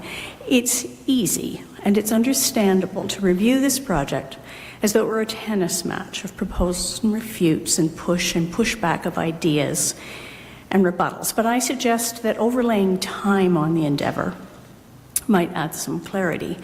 In your imaginations, I ask that you fast forward 30 years. It's 2055. Very few people in this room might still have an active role in the public life of the township. At that future point, I think I would be proud if Wilmot could be a destination with a location and installation that could help people understand how profoundly difficult this process was and how difficult the past decade has been for everyone involved.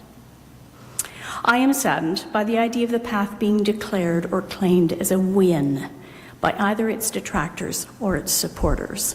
That is not what I admire about Canadians. A win is non-collaborative. Building communities is not a sport, and we need not keep score. Working together, I think, is one of our defining traits. By definition, reconciliation is the capacity to hold or consider conflicting ideas at the same time. It doesn't come from one source. It is on all sides, that conflict. And the path is exactly that. I see it being completed, if it is a brave and significant step, in the process of reconciliation. If the consultation confirmed that the Indigenous narrative was essential for the path to present an honest, better, balanced story, then we have an opportunity to do exactly that. Bronze characters kept in storage represent an acceptance of discord, a retreat to entrenched ideologies, and an unwillingness to find common ground. Ironic then that the path becomes an excellent symbol of Canada, which is itself an ongoing collaboration. And in my view, our focus has to be less on, well, how did this happen, and more towards where do we go from here? Maybe it's not time yet to proceed with this, but the comments and threats and challenges from south of the border have changed the landscape of dialogue since 2014. We are all more aware of what it is we have to lose, and surely there is more to being Canadian than just not being American. Moving forward allows us to share and present what we've learned about the Indigenous story of Canada and the shortcomings of all the elected leaders. But I would underscore that there is no mechanism for transferring our new knowledge into curriculum or onto public record. If the project stops, sadly the community learning also stops, as does the evolution of our ideas and our understanding. Learning was always a key aspect of this endeavor. Jim Roger first discussed the portrait collection with me in late 2013. And from the beginning, Jim wanted to avoid aggrandizement or any hint of reverence. For Jim, the teacher, the educational component was always front and center. And although it was not completed, I still see it as a defining priority. Could this endeavor not be a demonstration of what we have learned and that we do care to try and get it right? Surely in Canada in 2025, we can welcome the wisdom of every citizen. All the educational materials must be factual. Space and signage on the site will be limited, but this is a comprehensive introduction, not a history thesis. The Indigenous narrative has many voices, and finding someone to lead a curatorial approach to that is likely to be difficult. But where there's a will, there must be a way. In response to the consultant's recommendations, I considered alternative placements for the path, but I am still of the opinion that Kilbride is the most suitable. It's a public park that can be designed to provide private space.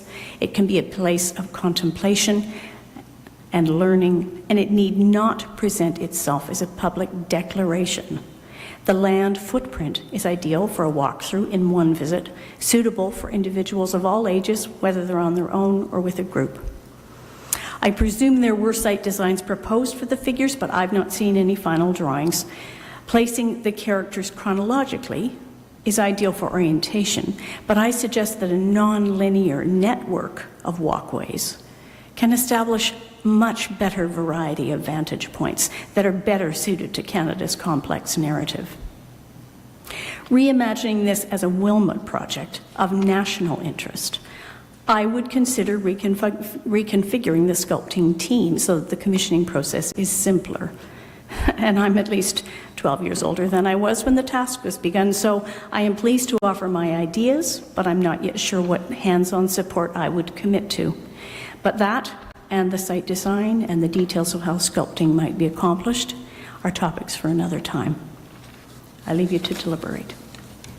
Thank you very much, Ruth, for joining us. Councillors, any questions at this time? Okay, seeing none, thank you again, Ruth.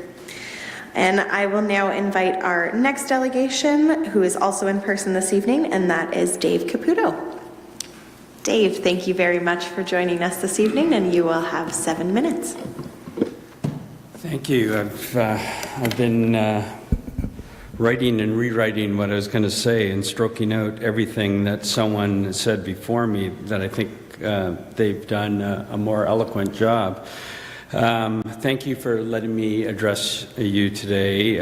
My name is Dave Caputo. I'm a resident of Wilmot Township since 2008, and the late, great Jim Roger and I have been involved with this project since its inception. Jim was an educator, an artist, a principal, a mentor to many, many young educators, and his presence on this project is greatly missed. The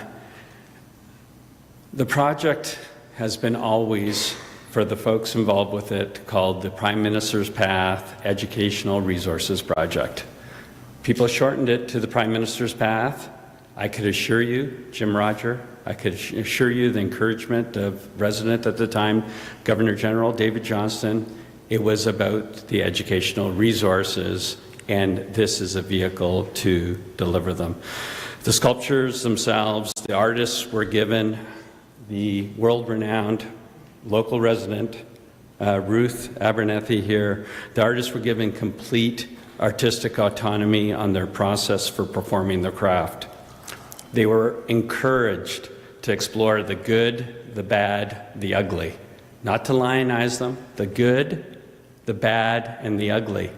2/3 bad and ugly, 1/3 the good, of the arc of their time in office. The artists were encouraged to integrate in symbology that the Prime Minister's acts directly into the art.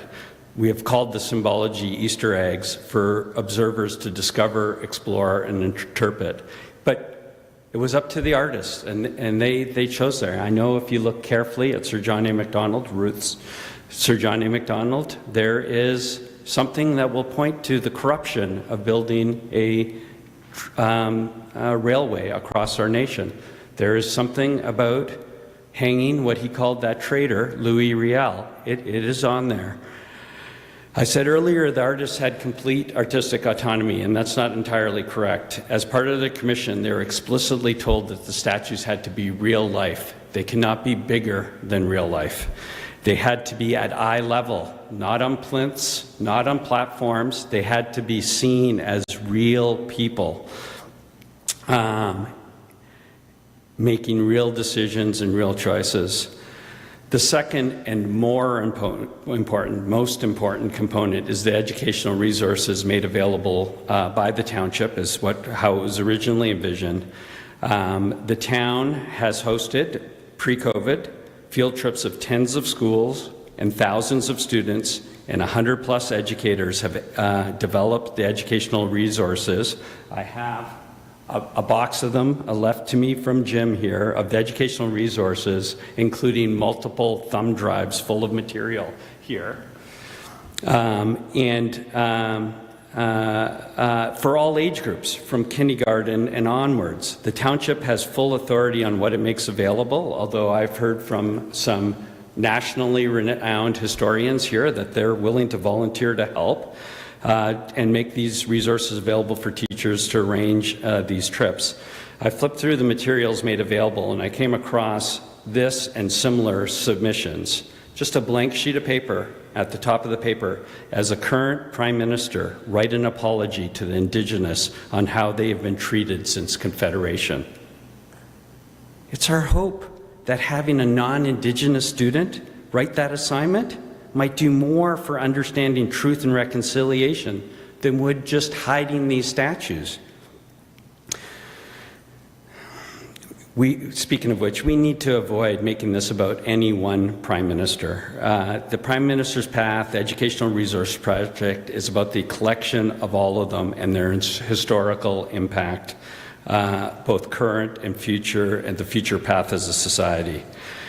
We talk about one or the five. This community, from the community, was gifted 9 statues. 4 of them have never seen the light of day. I have never seen them. I believe Jim Roger may have seen them. Maybe who put them in storage has seen them. The artists have seen them. But there's 4, the forgotten 4, between Sir John A. Macdonald and Laurier that nobody has seen other than where they are in storage. People spoke of surely not Kim Campbell. She wasn't even elected, but she was our first female Prime Minister.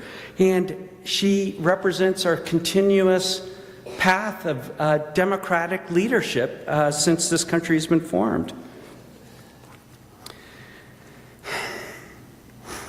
The Prime Minister's Path educational resources are gifts from the community to the township.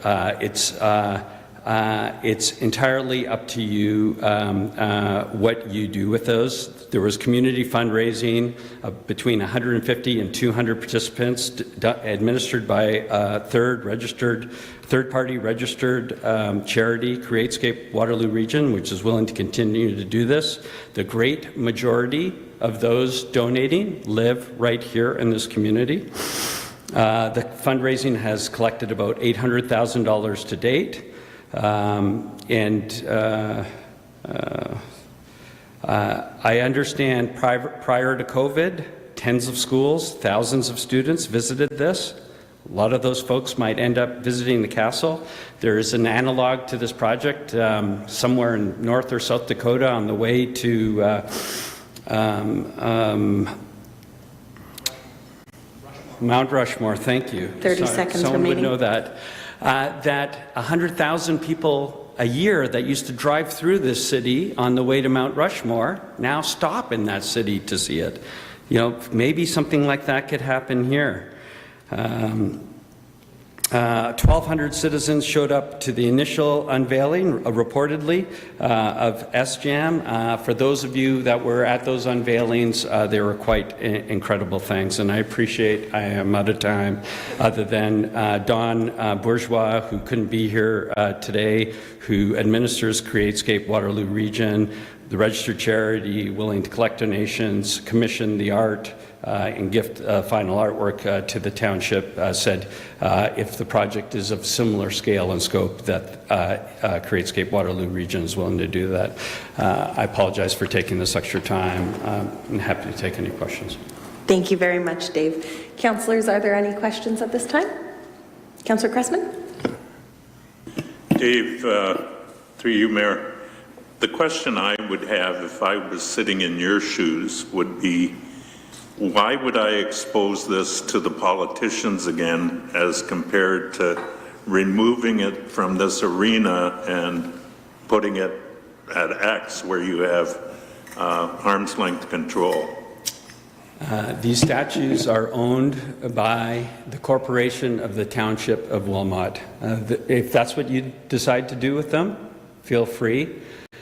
I was reticent to come here and go through this again, but when I think of the hundreds of volunteers, the thousands of hours of work that they have done on this, the donors, the supporters, the artists, I just feel that I'm going to put myself through this again, but honestly, it's your decision to make. Any other questions at this time, councillors? Seeing none, thank you again very much, Dave, for joining us this evening. I will now invite our next delegate who's joining us virtually, and that is Jerry Armanek. Jerry, thank you very much for joining us.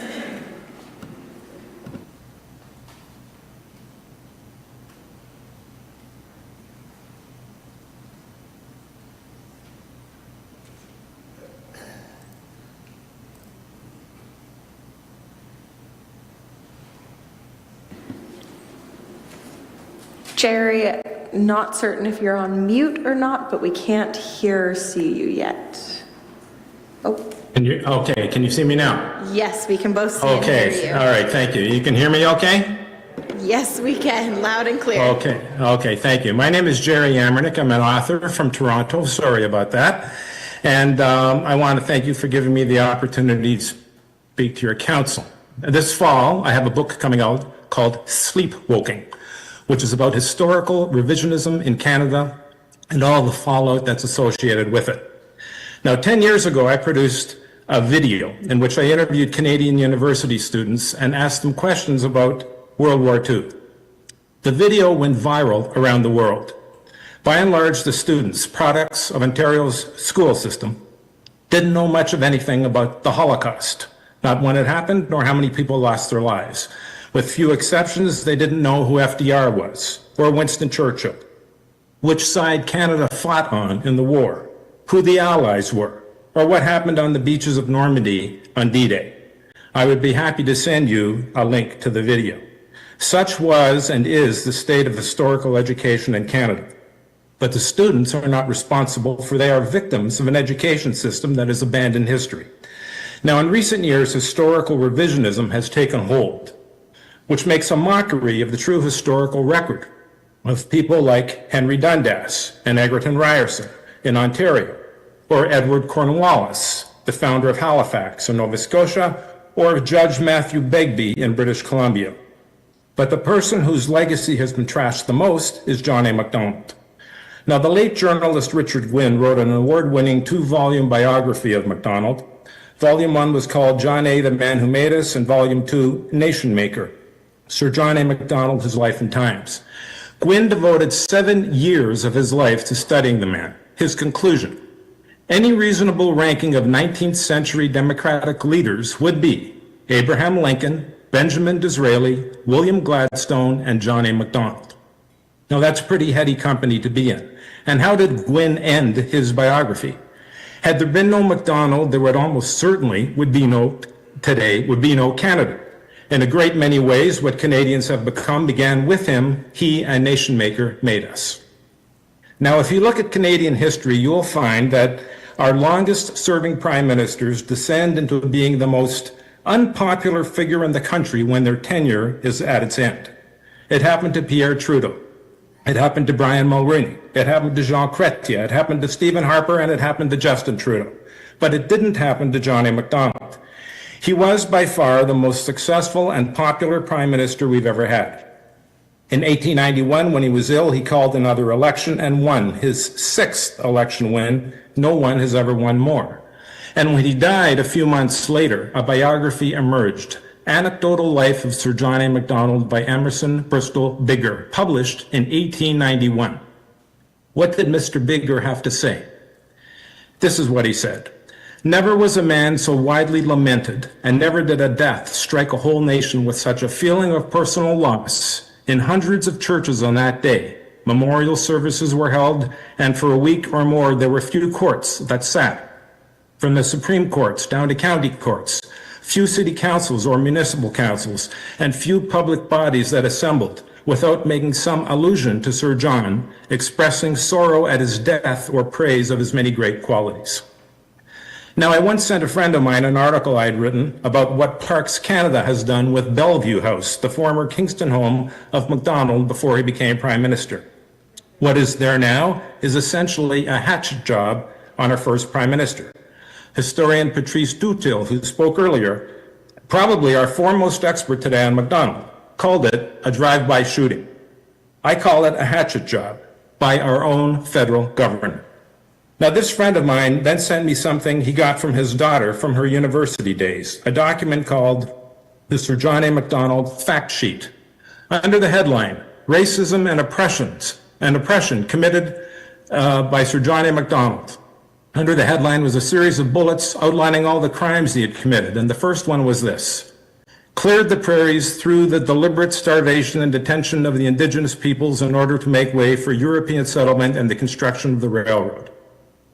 This is what kids learn today in university, if they learn anything at all. Unfortunately, it is not correct. Now, I don't have time here to get into the real facts, but strongly advise those who are looking at Macdonald, students, elected officials, or anyone else, to do their research and find the truth before making comment or taking action, public or otherwise. Read what people like Richard Gwynne had to say, or what Patrice Dutil says in his excellent book, John A. Macdonald and the Apocalyptic Year, 1885. Read Hansard to see the parliamentary debate as the words were spoken about these issues.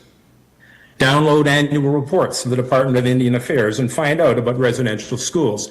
But do not make decisions based on Wikipedia listings, or what you might read from uninformed members of the media, or what you might hear from uninformed members of the public, who are not here to advocate on behalf of the historic record, but to serve an ideology. In fact, as Patrice Dutil and James Stewart will tell you, Macdonald was a friend to the Indigenous people and pushed for them getting the vote, as he did with women. Even Macdonald's own wife didn't think women should have the vote. Such were the times. But John A. was a man ahead of his time. Now, you have others who have appeared before you today, historians more familiar with the true legacy of Macdonald than I am, but this I do know. The trashing of John A. Macdonald in recent years is a scandal, an outrage, and an affront to this country and all that it stands for. It's time we start to correct it. I applaud you for what you're doing for the Prime Minister's path and wish you success with it. Thank you. Thank you very much, Jerry. Councillors, are there any questions for the delegate at this time? Okay, seeing none, thank you again for joining us and hope you enjoy the rest of your evening. Thank you. We will move on to our next delegate who is in person, and if you've been counting, this is now delegate number 10. And I will invite up John English, please. Thank you very much, John, for joining us.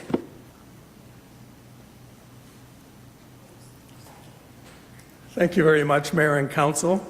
I'm a historian. I taught history for over 30 years at the University of Waterloo, and I fell in love with history when I was a student at Waterloo Oxford District High School.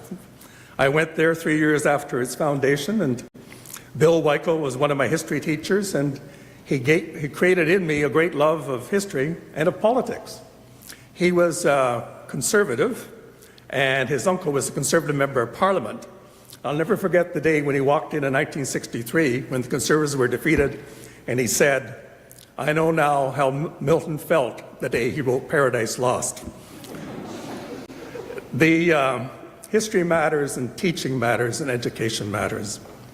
And common ground matters too. We've heard several references to it tonight. I'm not going to speak to you about history.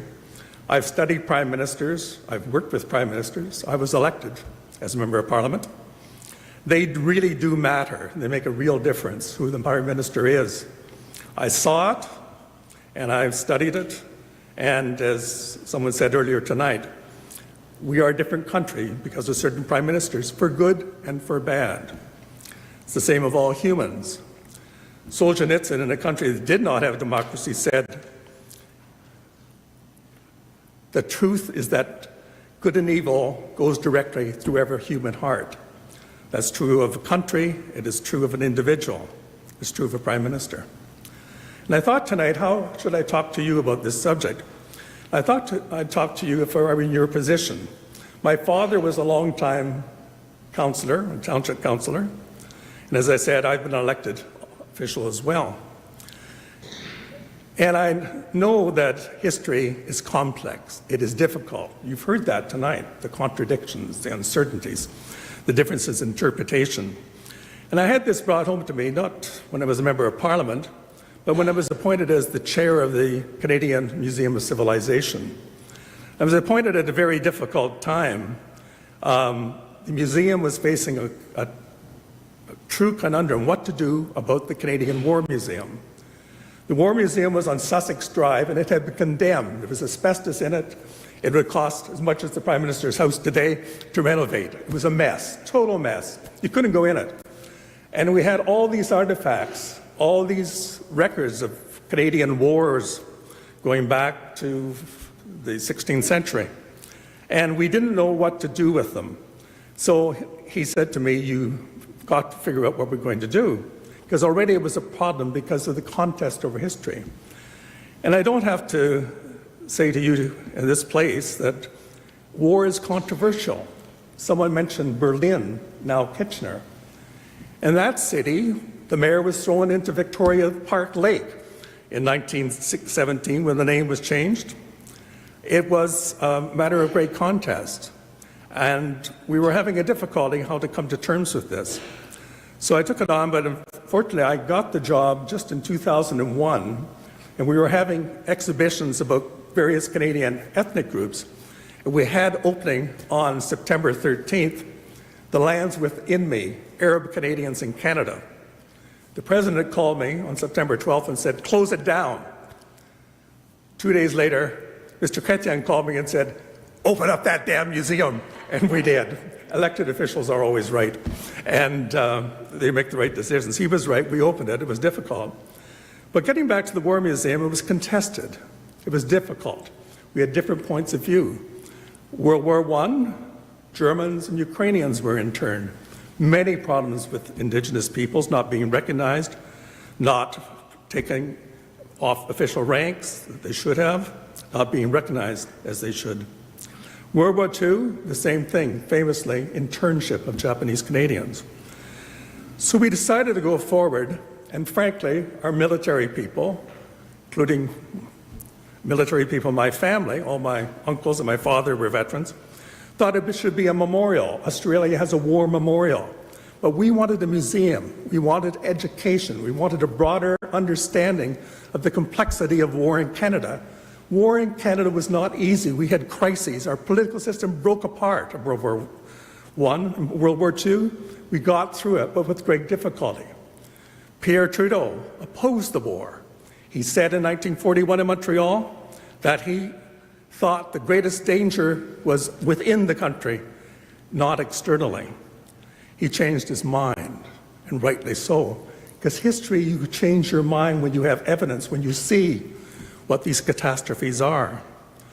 So we decided we would go forward with the War Museum, and it was controversial how we would approach it. There were differences between the military people on our board. The Museum of Civilization, now the Museum of Canadian History, 65% of all its artifacts are Indigenous.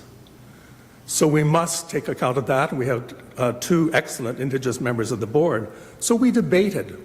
We had differences. It's kind of a model, but we found common ground.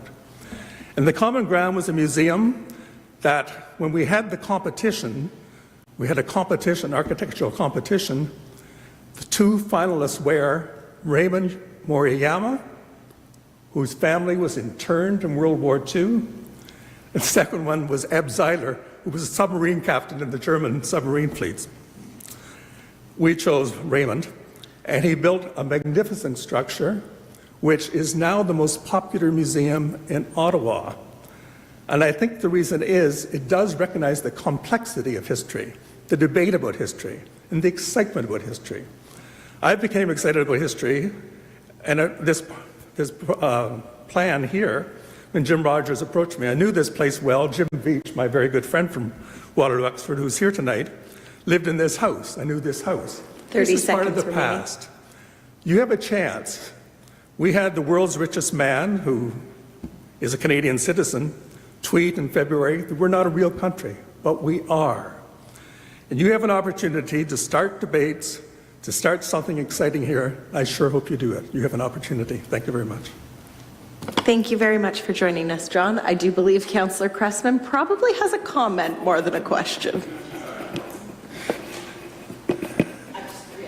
Yes, through you, Mayor, to you, should I call you Dr. English? Or? Oh, no, John's fine. I remember you as a student, an older student at WO that I looked up to. And my brother went there too. Yeah, Bill Weichel was my phys ed teacher. He wasn't my history teacher. He was better at history than phys ed, I always thought. There's likely a difference of opinion here. But certainly the educational component, from your experience with the War Museum, how did you accomplish that? I'd be interested. We brought together the representative groups. I don't want to go into too much detail. The museum had been condemned and money was raised, but it was raised with a condition that there be a Holocaust component that was large, almost 50% of the museum. And the veterans group objected, I think correctly, that that was not relevant for the Canadian War experience. We didn't liberate concentration camps. We're horrified by the Holocaust, but it's not part of what is our experience, and that's what we're talking about. That's why it's a museum. So we had, what I did was, there was a committee, the War Commission Committee. I appointed some peace advocates and had put them on the committee to have a balance. And I think you do need to find common ground. And by the time we reached the architectural competition and the choice of Raymond, Moriyama, and started building, we recognized that we were coming together. We recognized that what we were doing was important to make Canadians understand better, as some of our commentators have said, but what this country has been. Because unless you understand where you're coming from, you really can't know where you're going to go. And I think that's important. If I could just take a second, parenthetically, I mentioned the 65% Indigenous component in artifacts. In that respect, we worked with the Indigenous communities very closely, particularly a great anthropologist, the greatest Indigenous anthropologist of her time, Gloria Webster, to start repatriation, to repatriate some of the artifacts to, in this specific case, to the Pacific coast. And we did that, and very successfully. And we have they established at that point, a constant process of consultation and education. We did have difficulties, frankly, in establishing our First Nations Hall. If you've been to the museum, you would know that hall and its outstanding record of in the Indigenous past. And it had been 12 years. We debated and tried to find common ground.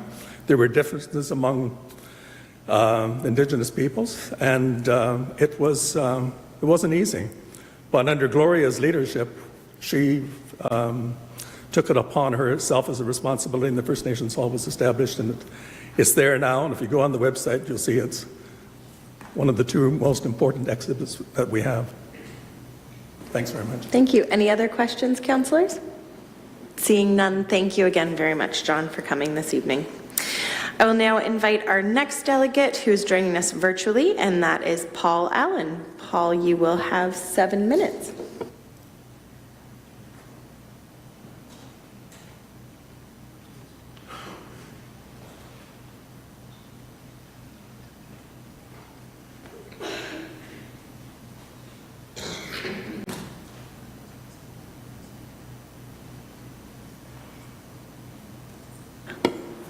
Paul, oh, perfect, you're popping. Oh, maybe. There we are.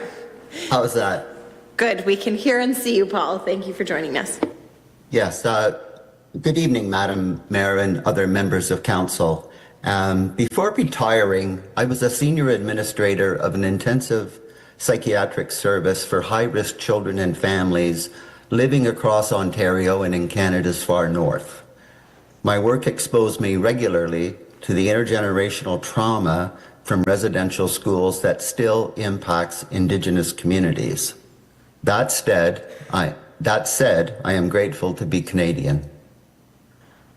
I want to acknowledge the mighty effort of the township and its residents to reconcile the strong reactions evoked by the Prime Minister's path, not just in your community, but well beyond. This evening, you've heard from a few blow-ins from Toronto, and I live in Prince Edward County, where another statue of John A. Macdonald, also by Ruth Abernathy, sits in storage.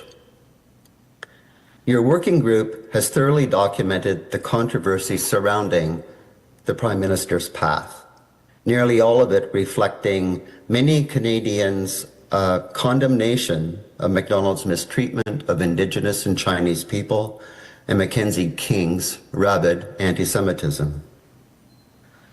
I heard one of your esteemed presenters, Patrice Dutil, speak at length about his latest book, which I've read cover to cover. And I wanted to provide some context for his remarks this evening. In his book, Professor Dutil singles out 4 parties for the smear campaign he says has been waged against Macdonald, a campaign that has hurt his reputation so hatefully, so suddenly, and so thoroughly. You might ask, who are these villains? Well, according to Professor Dutil, they're the Canadian historian James Dashuk, the author of a landmark award-winning book, Clearing the Plains, the Truth and Reconciliation Commission of Canada, the Canadian Historical Association, and the Canadian House of Commons. Those are the villains of the piece. I can hardly begin to detail how Professor Dutil gives short shrift to all these fine Canadians and Canadian institutions. But consider just this. He dismisses the entirety of the TRCC's monumental achievement and invaluable contribution to our country's future in a single sentence. This disregard makes me uncomfortable about any offers to help the township tell Canada's true history through the reinstallation of the Prime Minister's path. Thank goodness your working group recognizes that Truth and Reconciliation must play a key role going forward with the project, insisting in fact that, quote, the project must actively support truth-telling, healing, and long-term reconciliation goals, and not just symbolic gestures. Your working group has sketched a sensible, and I'd say a sensitive, path forward for the township. Finding common ground won't be as simple as some presenters have suggested tonight. I urge you to listen to your working group and not to those who would say, move on, nothing to see here. Thank you. Thank you very much, Paul, for delegating this evening. Councillors, any questions? Seeing none, thank you again very much for joining us. Yes, thank you. Take care. I will now invite our next delegate who's joining us in person, and that is Barry Wolf. Barry, thank you for coming tonight, and you will have 7 minutes.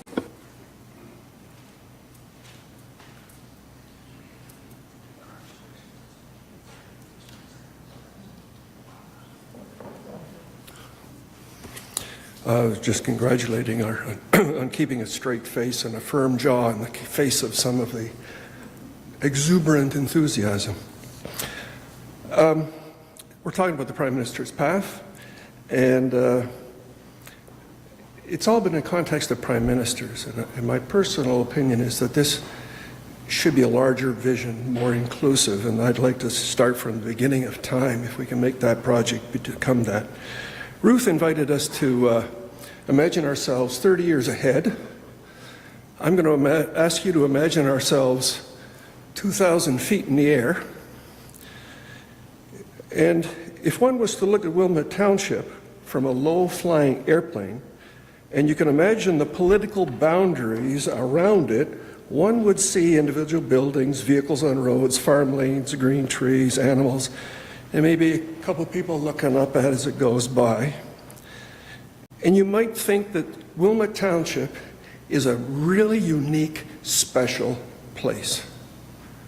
And it is, from a perspective looking internally. But if one was to fly higher, one would discover that the scenes of Wilmot blend into the surroundings. Distinctions are not easily recognized. Wilmot is no longer unique and special. It's very much like its neighbors. And from a space view, it would become indistinguishable and relatively insignificant. From a world view, Wilmot is not much different than anywhere else. Wilmot and the rest of the world is about people. Wilmot's issues are common to most of North America and to the world, in that we are fundamentally based in how do we get along with each other. Wilmot does not have an Indigenous relations issue only. It does not have ethnic Chinese or Hindu or Sikh or French or affordable housing or water access issues only. Like most of the Western world, we have all of those issues in common. The Truth and Reconciliation Commission of Canada was formed with this mandate, quote, to inform all Canadians about what happened in residential schools. The Commission documented the truth of survivors, their families, communities, and anyone personally affected by the residential school experience. To discover these truths, the Commission listened to and recorded witnesses' stories. In her book titled True Reconciliation, How to Be a Force for Change, Jody Wilson-Raybould outlined 3 goals: to learn, to understand, and to act. To get her points across, a significant portion of the book's contents consists of stories. The truths of the witnesses interviewed were gathered as stories. We participate in their experiences. We accumulate understanding and knowledge of their lives through the stories they tell. She says, quote, in addition to storytelling, many artistic and ceremonial forms of expression are used to transmit knowledge. And she says, one way or another, we must all learn how to live together into the future. She says, I think we need to define, to understand, and to talk about reconciliation as part of this work. The TRC defined reconciliation as, quote, establishing and maintaining a mutually respectful relationship between Aboriginal and non-Aboriginal, that's all of them, in this country. Wilson-Raybould states, for this to happen, there has to be awareness of the past, acknowledgement of the harm that has been inflicted, atonement for the causes, and action to change behavior. As a citizen of this land, I choose to broaden the task from the Aboriginal focus to an all-inclusive horizon that includes every identifiable group that may have suffered abuse. I personally do not assume blame or accountability for events in the past, but I do a responsibility to not repeat the errors of the past. And toward that end, we all need to communicate with each other. We need to learn each other's truths. We need to hear each other's stories. We need a strategy that hooks people's attention, their interest to inquire, their willingness to move outside their circle of closed, self-reinforcing interactions.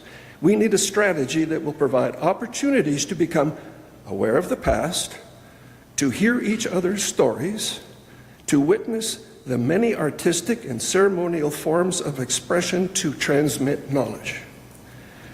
We need to work together to create a situation that is inclusive and representative of Canada's and Wilmot's diversity. We need a version of the Prime Minister's path. We need all voices to be heard. I made a delegation a while, and there was a young woman and her mother spoke strongly emotional. Remember that one. Young woman, boy, she had us hooked. She was telling us her story. We need opportunities for that young woman to not just stand here once. We need that to be available over and over. Give her an opportunity to record it. Make it a part of a presentation. Invite her to be part of a debate with another person sitting on the bench with John A., debating back and forth their experience. These educational opportunities, I didn't know that bucket existed. I only got 400 of the 700 documents. I didn't know that existed, but that's a good start. You've received my package. I sent it to you by email. You've read my 16 suggestions on how to make money and how to organize everything and all that kind of stuff. 30 seconds remaining. And you're going to meet, please, because I'm going to make it. My point is, read the 16 points. I got a plan. This can work. You've got commitment for money. You've got a project manager with going to keep a close eye on it, make sure it gets done right. I know we've had some strong, it's going to work. Thanks. And you did come in right at the 0 second mark, Barry. All right. First time in history. Thank you, Barry. Councillors, any questions for our delegate this evening? Okay, seeing none, thank you again for joining us, Barry. And I will now invite up our final delegate for this evening, and that is our former Mayor Wayne Roth to come address Council. You will have 7 minutes.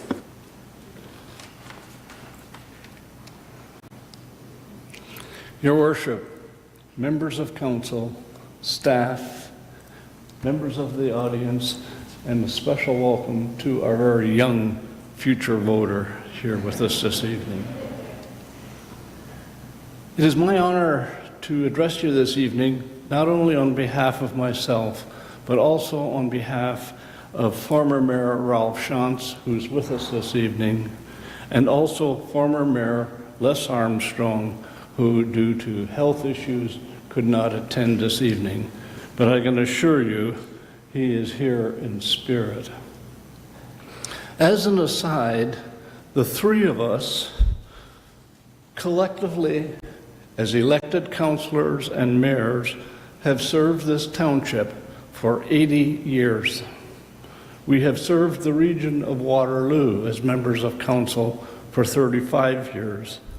So I guess it can be said that we are a small part of regional and Wilmot Township recent history. When Ralph started back in 1967, and Les and I shortly thereafter, things were very different. The whole decision-making process was completely almost foreign. We didn't have smartphones, smartwatches, high-powered computers, the web, the internet. We had to talk to people.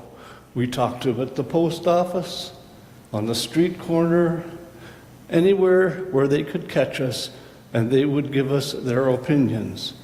Sometimes an opinion which we may not have appreciated at the time, but nonetheless, we all listened.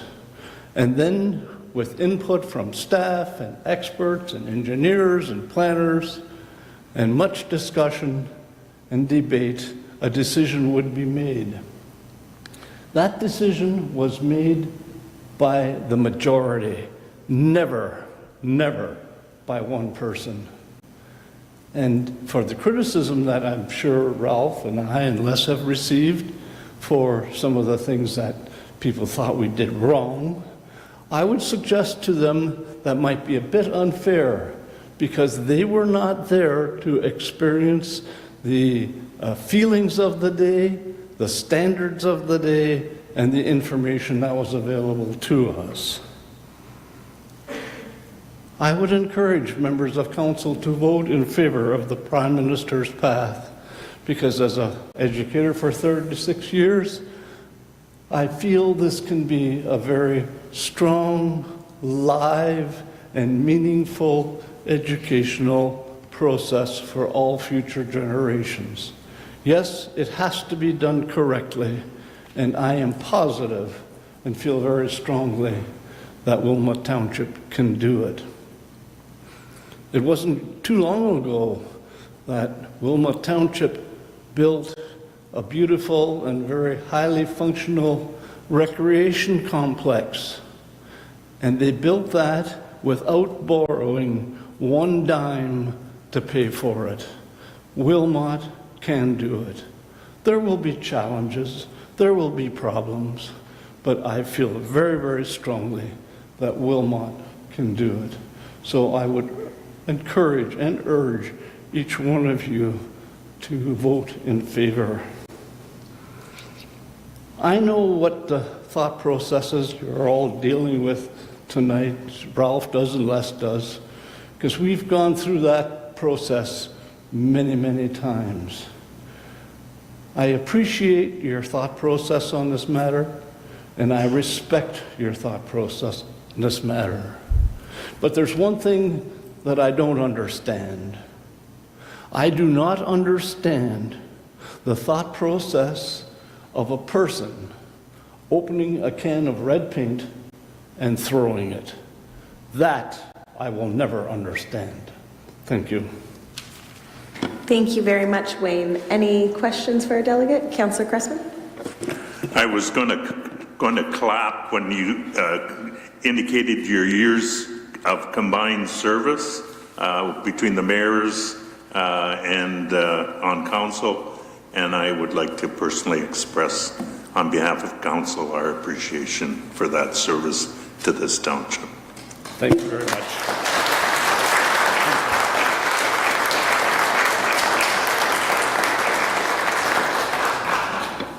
Any other questions, councillors?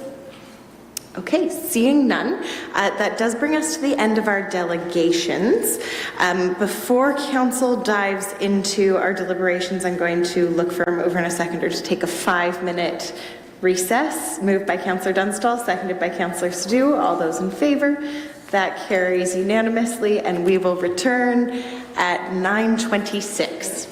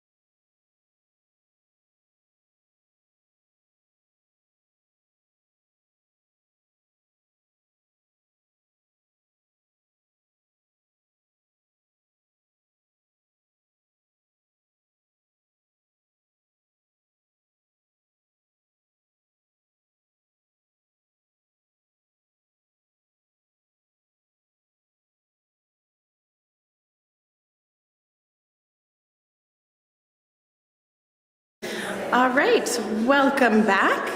And I would be looking for a motion to reconvene an open session at 9:31, moved by Councillor Cressman, seconded by Councillor Dunstall.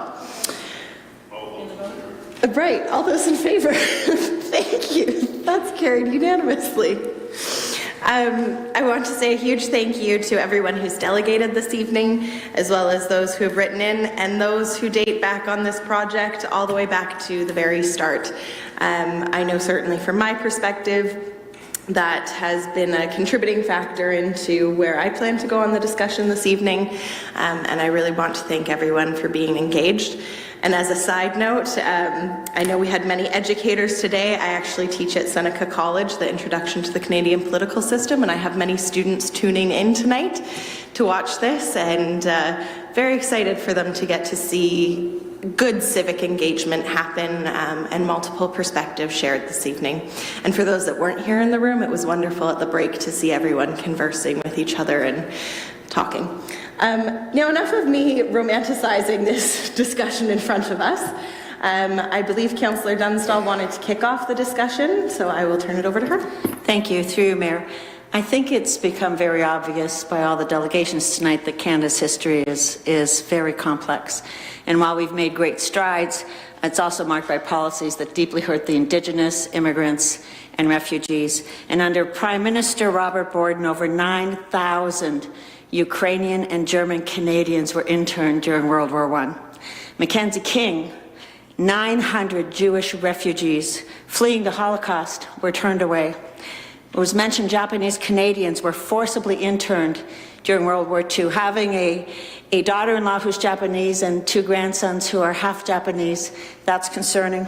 Chinese exclusion laws lasted for 24 years through 5 prime ministers. History does not repeat itself by accident. It repeats because we forget, we rewrite, or we don't want to face the fact that history is human and that it's shaped by the fears and the beliefs and flawed decisions.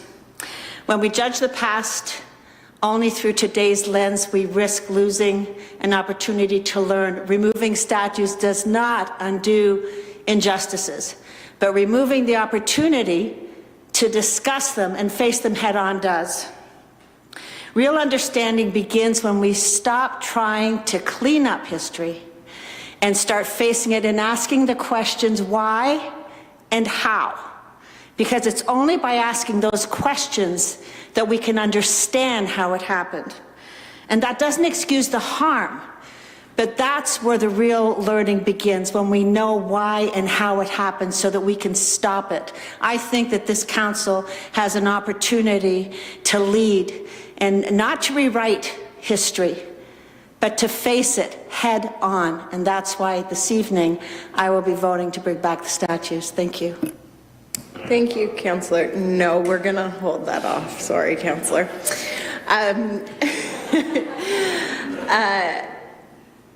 Who would like to go next? Sorry, Councillor Cressman, was that a movement to turn on your microphone? No, okay. Councillor Wilkinson.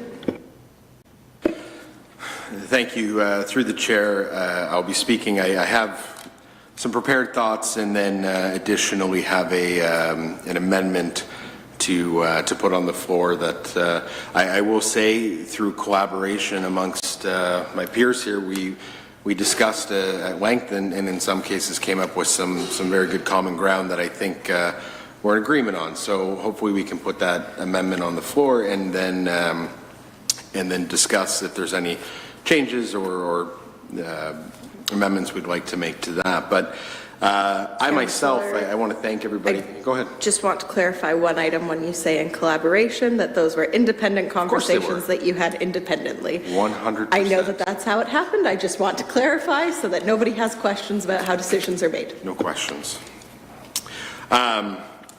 I do as well want to thank everyone for coming in this evening and speaking. And I myself am a student of history, and I appreciate the perspectives here. I actually was fortunate enough to get a history degree from UW. Unfortunately, I did not have Professor English, but many of his peers who were great.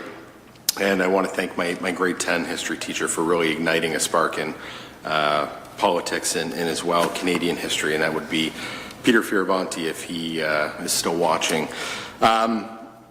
It's been 5 years since this council made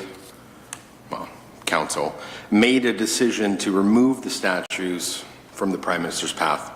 That decision, as we know, was not made lightly, and it came at a moment of national reckoning, a time when communities across the country were reevaluating the meaning, placement, and message of historical monuments in public spaces. And Wilmot, like many others, found itself in the middle of that. Tonight, I'm presenting a motion that offers not a return to the past, but a responsible, forward-looking way to bring closure to this issue, restore a significant local art installation, and use it as a platform for education, not division. Let's start with what this installation is and what it always intended to be. The Prime Minister's path was conceived not to glorify individual leaders, but to document the evolution of Canadian leadership. It's not a celebration of perfection, but a recognition of service, of the people who've held the highest office in our country and shaped its policies, institutions, and identity over time. Some of them brought progress, others brought pain, many did both. And that's precisely why monuments matter. Not because they offer us heroes, but because they provoke questions. They invite us to look deeper, to understand the context of a given time, and to debate how we move forward. Now, to be candid for a moment, I believe we need to be proud of being Canadian, and I'm a proud Canadian. In a world that is growing more polarized, more fragile, and frankly more hostile, Canada remains a place of stability, fairness, and opportunity. And just look at what we've seen in recent months: a brewing trade war, global uncertainty, and a time when we need to have our elbows up to protect our interests. And yet so often we hesitate to speak positively about our own country. I had a conversation with a local resident recently who said something that stuck with me. And they said, in the US, if you ask kids what they want to be, they say they want to be president. In Canada, you rarely ever hear a child say they want to grow up and be prime minister. That's sad. It's a shame, because leadership matters, government matters. Our young people should be inspired to participate, not turned off, not made cynical, and not left to inherit a culture that avoids its own history or story. We're not just reinstalling statues, we're restarting a conversation, one that acknowledges Canada's complexity, honors the diversity of views in our community, and gives space to nuance. This motion doesn't shy away from the hard truths. It explicitly directs that the educational component accompanying these statues include the good, the bad, and the ugly. It ensures that this project won't become an ideological platform. It will remain rooted in historical literacy and civic understanding. And it provides for local control by empowering a volunteer committee supported by the community to take ownership of that dialogue. Moreover, this path presents an opportunity for engagement, not just with history, but with each other. We often speak about truth and reconciliation. That work doesn't happen only in Ottawa or through commissions, but it happens here in parks and museums and schools, in the quiet moment when you pause before a statue or read a plaque or reflect on something that you just learned and didn't know.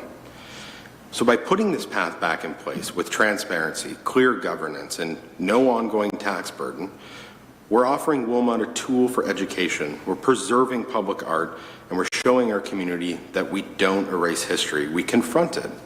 We learn from it, and we teach it. We should be proud of who we are, proud of what we've built, and proud enough to keep telling our story, fully, honestly, and with our heads held high. It's time to bring this matter to a respectful and responsible conclusion, one that reflects the public input we received, respects the financial contributions already made, and sets a course for this path to be managed by the people and not politics. And with that, I'm pleased to present the motion or amendment before Council this evening. I have provided a copy to Caitlin. I don't know if you're going to put that up, but it's a long one, so hang on. Whereas the Township of Wilmot has completed an extensive community engagement process regarding the future of the Prime Minister's path, and whereas the Township has previously incurred expenses related to statue removal and storage, but did not fund the project beyond routine park maintenance prior to 2021. And whereas the township seeks to conclude this matter with clarity, fiscal responsibility, and respect for both public input and past investments. Now, therefore, it be resolved that Council directs staff to proceed with the re-establishment of the Prime Minister's Path project under the following terms. Regarding ownership and reinstallation, the township shall retain ownership of all Prime Minister's Path statues and proceed with their full reinstallation at the current site, including the public unveiling of the 4 additional statues currently in storage. Relocation of the statues to another site or municipality will not be considered. The township will assume the logistical and financial burden of the reinstallation as a one-time expense to be covered from existing capital or operational resources. From this point forward, no additional municipal tax dollars shall be allocated to the Prime Minister's Path project. Ongoing township financial involvement shall be limited to routine park maintenance, which is already part of existing operations. Additionally, some staff time or consultation may be required from departments such as Public Works, Parks and Recreation to support the volunteer committee in matters of site access, logistics, or infrastructure compatibility. However, this support shall be limited, non-programmatic, and provided only as necessary to ensure the safe and responsible use of township property. Regarding the statue of Sir John A. Macdonald, it should be relocated to a less prominent location within the park that requires individuals to make a self-directed decision to visit. The final location shall be determined by the volunteer committee in consultation with the broader community. Volunteer governance and staff shall support the creation of a volunteer committee. Membership shall be application-based and composed of community volunteers, and council will select the committee members. The committee's mandate shall be to direct the continuation of the original Prime Minister's Path concept and to develop an educational plan that presents Canadian history in a way that is accessible to a broad audience. The group's educational focus shall remain on Canadian political leadership and governance history, with the educational component highlighting significant policy initiatives during their term in office, including both positive and negative impacts, the good, the bad, and the ugly. Broader social or identity-based themes, including advocacy on past injustices or contemporary political movements, should not be its focus nor form part of its mandate. The committee shall report to Council quarterly and shall operate independently without access to municipal funds for programming, operations, or educational development. The committee's detailed terms of reference and governance structure will be established following its formation in consultation with township staff and subject to Council review. External partnerships and funding. The volunteer committee is encouraged to collaborate with Greatscape and other community stakeholders, and some of which we've learned of this evening, to secure private funding, donations, and grants to further the project. The continuation of the project beyond reinstallation is contingent on securing adequate external financial support. And should sufficient funding not be secured, then the project would not continue. Township staff involvement should be limited to regular park maintenance and consultative services. Castle Kilbride Museum staff may identify programming synergies between the path and the museum. And I think we can all appreciate that we'd want to drive folks to the jewel of Wilmot right out in front. They shall not be tasked with managing and delivering path-related educational content. And finally, project naming. Council will consider renaming the Prime Minister's Path in consultation with the community group to reflect a renewed, inclusive, and educational mandate for the project, should they choose to do so. That is my motion, and I am looking for a seconder. So it's been moved by Councillor Wilkinson, seconded by Councillor Dunstall. So now we'll be speaking to the amendment. Councillors, does anybody have questions or comments? Councillor Sadhu. Thank you, Mayor. One piece of that motion was the township would resume full responsibility of the reinstallation and have a one-time capital cost. That's one thing. It's just a bit of a sticking point for me. If this project is truly important to our community, and many have said it is, then I believe we should empower the residents, local groups, even national heritage organizations to take ownership of its future and help fund the reinstallation. Residents of Wilmot were told there would be no cost to the township, and here we are. With the current finances of our township, let's not keep asking the taxpayers to fund the back and forth of a decision that should have been better handled from the start. So I would raise amendment to Councillor's amendment that any reinstallation cost be privately funded, and the community groups and the organizations and the volunteer group would take on that responsibility, and the township would not be held to a one-time capital cost. Now, understanding, of course, moving forward, operating costs would be the responsibility of the township as far as park maintenance and making sure the grass is cut and neat and tidy, but not the capital cost. So now we have an amendment to the amendment. So we would be looking for a seconder on Councillor Sadoo's amendment. Is there a seconder for Councillor Sadoo's proposed amendment? Okay. Sorry, if we can just have Councillor Martin viewable on the screen is what they were asking. Thank you.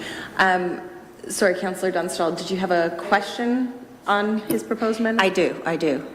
I still would need it to be on the floor, so Okay. I would need a seconder. Okay, I'm not seeing this. Oh, seconded by Councillor Cressman? Yes? Okay, seconded by Councillor Cressman. So now we'll go to Councillor Dunstall. Thank you, through you, Mayor.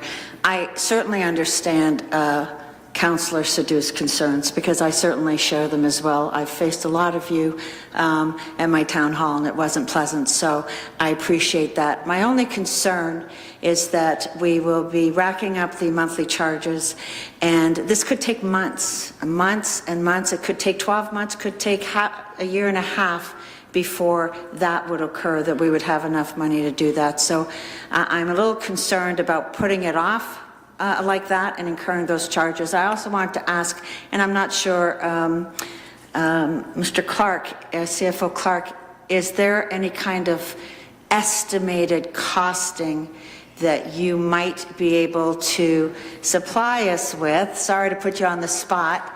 No?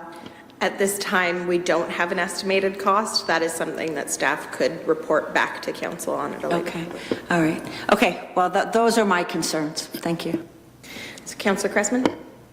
Yes, I seconded it to get it on the floor.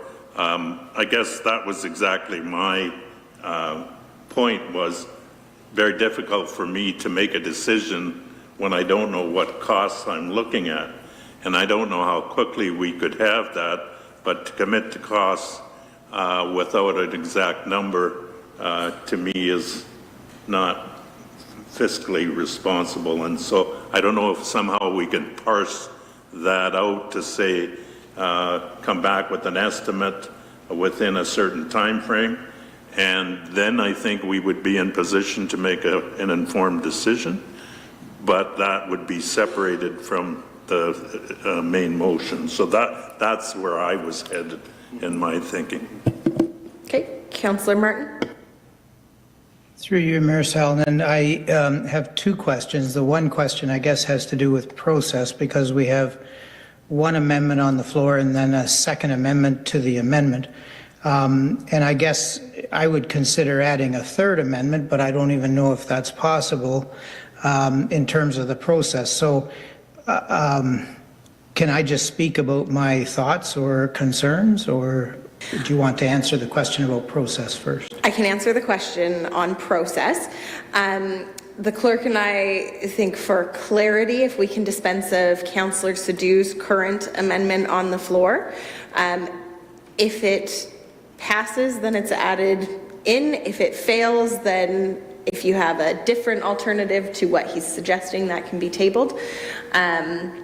I will let you, however, make your comments, as it may have an impact. I can understand it may potentially, depending on what you're going to say, impact your thoughts about how you're going to vote on his amendment. But I would ask, before another amendment is actually tabled, that we dispense of Councillor Sadoo's amendment first. So thank you. Through you, Mayor Salonen, I have reservations about moving forward with the Prime Minister's path. I mean, on the one hand, I can see the benefits of it. At the same time, I hear the concerns that were addressed on May the 12th, and also concerns that are addressed tonight. On May the 12th, there was some discussion about a garden. If we were going to consider putting the Prime Minister's path back, and I guess that's where I would move if I was proposing an amendment. It would be considering something alongside of it. And I don't know if Crow Shield Lodge would have any interest in being a part of that project. I don't know if other groups in the community would consider being a part of it, but some kind of a peace garden, some kind of a garden that would represent something else alongside of the statues of the Prime Ministers. That could be another part of the educational story. So those are some thoughts that I have, and I can appreciate you want to deal with Councillor Sadhu's amendment. Thank you, Councillor. I will circle back after we've dispensed of this amendment to see if you would like to table one in relation to a garden. So going back to Councillor Sadhu's proposed amendment, we'll go to Councillor Wilkinson next. Thank you. Through the chair, in regards to Councillor Sadhu's amendment, and I appreciate my colleagues' input as well, it's a rather difficult position. I think on one hand, yes, absolutely, we face extreme financial constraints, and there's a lot to think about from that perspective. However, I'm thinking from another perspective, and one is that if they remain in storage, that bill does add up. So that's one piece. And then the second piece would be, you know, the original installation, if I understand correctly, and some of this is based on anecdotal evidence, but some of the statue installations were given as a gift. Some of the work was done pro bono, and unfortunately, when the statues were removed, some of the platforms and the installation pieces were destroyed. I don't know if that was intentional, but for whatever reason, they were destroyed. So the way that I view this is that this body and decision-making body chose to take them down, incurred the costs associated with that, and because someone had already donated time and effort and money into this project, I think it would be a gesture of goodwill on our behalf to look to reinstall them and continue on the project. To ask for the additional funding to come forward from the community, I think is great challenges or potentially skepticism as to whether or not they could face that same fate down the road. So I look at it from a perspective is that this body chose to take them down, and this body is choosing to move, or likely trending towards putting them back up, that we should be investing to reinstall them. Councillor Sadhu. I appreciate my colleagues' comments and concerns about my amendment. I don't proclaim to be a concrete worker or a mathematician, but I believe our carrying cost on storage is about $600 a month. If you put that over 10 months, that's $6,000. I am pretty sure reinstalling concrete slabs is going to cost a lot more than that. I'm speaking for the residents in my ward. There's a number of people who are opposed. There's a number of people who are in favor. And there's a large number of people in the middle who are indifferent, but their main ask was, listen, my property taxes are going up. I don't want to pay for this. There's better things that the municipality and my tax dollars can go towards. So by raising this amendment, I'm raising their voice for longtime residents of Wilmot and Ward 3 who were told that would be no cost to the township when these were first brought in. So that was the genesis of my amendment, and those are my comments on it. Any other questions or comments on Councillor Sadhu's amendment? Okay. Seeing none, I guess I just want to throw in my 2 cents, more so to Councillor Cressman's comments about not wanting to take on without knowing full-on fiscal cost. There are potential solutions that this council could choose to take in that could include something like either setting an upset limit of council approves the reinstallation up to a certain amount, otherwise staff needs to report back, to council for approval, or it could be something again along the lines of approval, and again, this is not preempting how the vote is going to go, but saying as ways to potentially achieve an outcome that is currently being discussed. The other way could be asking staff to report back on that element, and the rest being passed in principle is another option too, as a way to facilitate should you be looking for the fiscal element to be clarified. I do kind of sit on the fence on these though, on this particular decision. In principle, I agree, and I hear what Councillor Wilkinson is saying about this body chose to remove and destroy the platforms on which those statues were on, but at the same time, I just got an email from my father yesterday complaining about his taxes, his property taxes going up.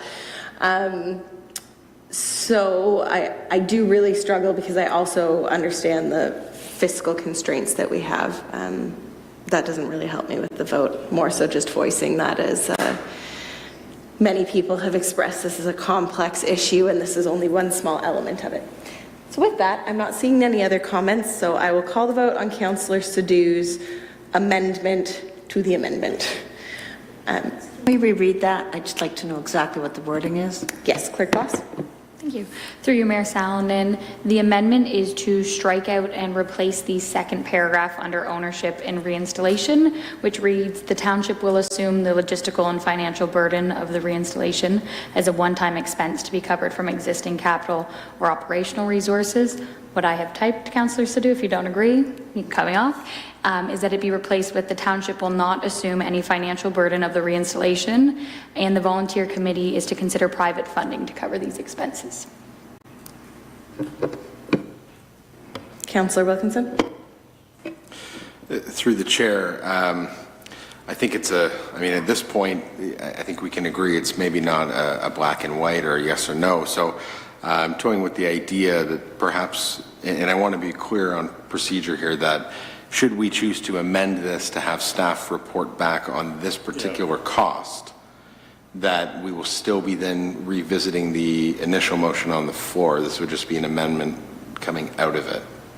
Yes, so procedurally right now I'd like to dispense with this particular wording that's on the table. So if you want the outcome that you just described, you would vote against this amendment being added to the amended motion, and then you are free, should that fail, you are free to request the amendment that you just suggested. That would probably be the most straightforward procedural way to achieve what you've just outlined. But obviously, if you are in favor of the current amendment on the floor, then vote in favor. Is that clear for everyone? All right. With all of that being said, I will call the vote then on Councillor Sadoo's amendment. All those in favor? All those opposed? And that is defeated. So now we are back to the amended motion. Just for ease of clarity, please just treat this amended motion as if it were the motion that is tabled before us.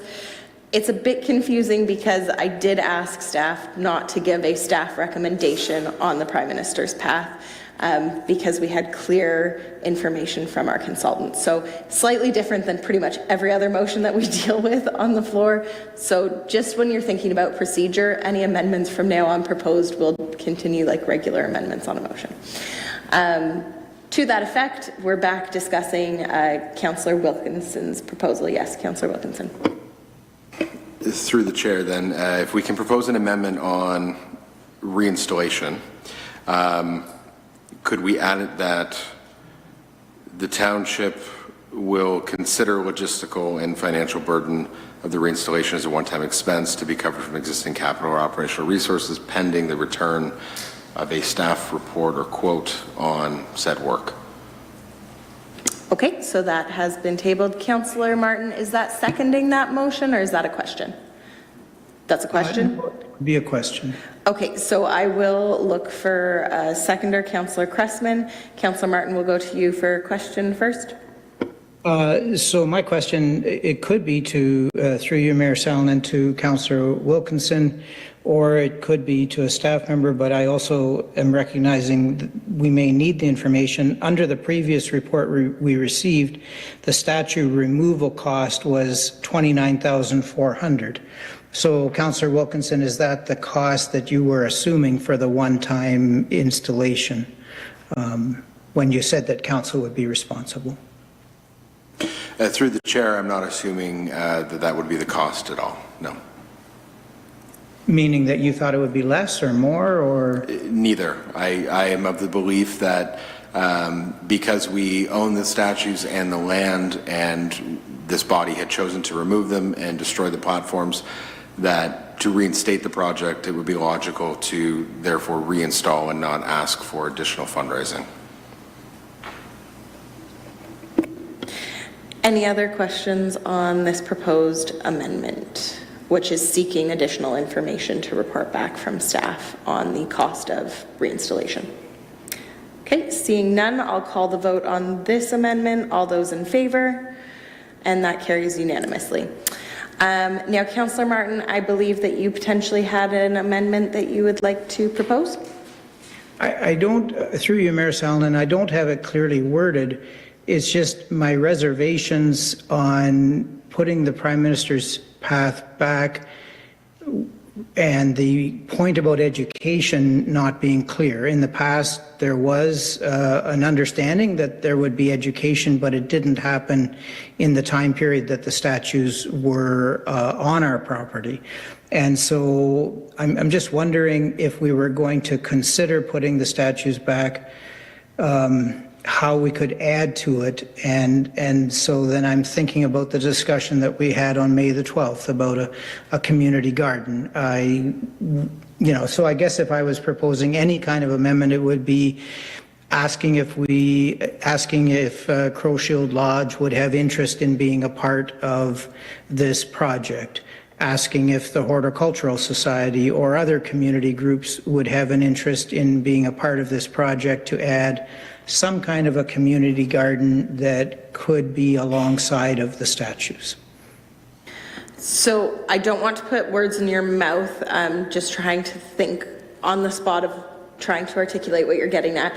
Could it potentially be effectively executed by directing the committee to seek out opportunities and explore the potential of having a garden coincide, including reaching out to Crow Shield Lodge and other local related organizations? Yes, I think so. Through you, Mayor Salonen, I think that that could work. I guess in coming to the meeting tonight, I was thinking more along the lines of establishing a working group and not specifically saying that the statues would be put back on our township property at the existing location where they were. And yet it seems that that's the tenure or the thought process maybe of where a lot of people are headed. And so I think, okay, if that's where we're headed, then what can we put in right from the beginning that can add to it to give voice to the concerns that people have raised about putting the statues back? Councillor Cressman? Yes, I agree that I think we're doing committee work, but I would be of the opinion that we have to keep we've heard a lot this evening. I'll be back the truck up a bit here. We've heard a lot this evening, and I believe it's important that Indigenous relations and truth and reconciliation should be a focus of what we're trying to do. And so the question that I have is, do we put that as somehow embedded in the motion, or is it to be assumed? And further to your point, Mr. Martin, Councillor Martin, because I've just forgotten your first name, sorry, Steve. Old age isn't fun, sorry, I digress.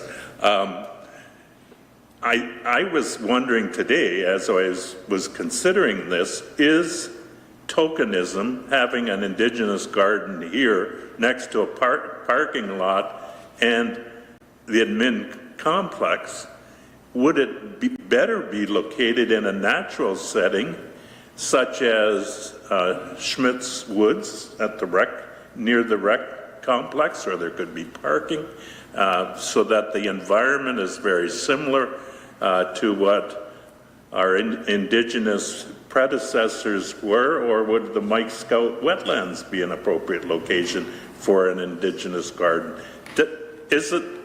Is the location critical here with the Prime Minister's? And so again, that could be something that the committee could consider. I passed the oasis in the center coming in here. We have statues there. I'm not suggesting that's where we put it, but I think we have to look at alternatives, and I think our well-informed committee with balanced representation should do that, and then our educational piece should include the focus on Indigenous relations and truth and reconciliation. And I loved the quotes that Barry had included in his from Judy Wilson-Raybould, that really, my view of reconciliation is grace and mercy, and this idea of looking at perspectives from and forgiveness, and looking at it from other perspectives. And I think that's what we have to do, is make sure we see this educational piece through the eyes of others. And I think that doesn't diminish from what policies that the Prime Minister's put in place, but I think what it does is sometimes there's unintended consequence. Maybe some of them are intended, and some of them are unintended, and they hurt people along the way. And I'd like those to see the good, the bad, and the ugly highlighted, so that we can understand these people Prime Ministers had feet of clay. They were human. They made mistakes. Anyhow, I pontificate, but sorry. Thank you, Councillor. So again, not to put words in your mouth, looking to summarize and get out of the weeds to make logistical policy here that's effective. I would perhaps suggest, and look to Councillor Martin, in addition to the wording that I had suggested, that we make that work of the committee to do that collaboration and exploration.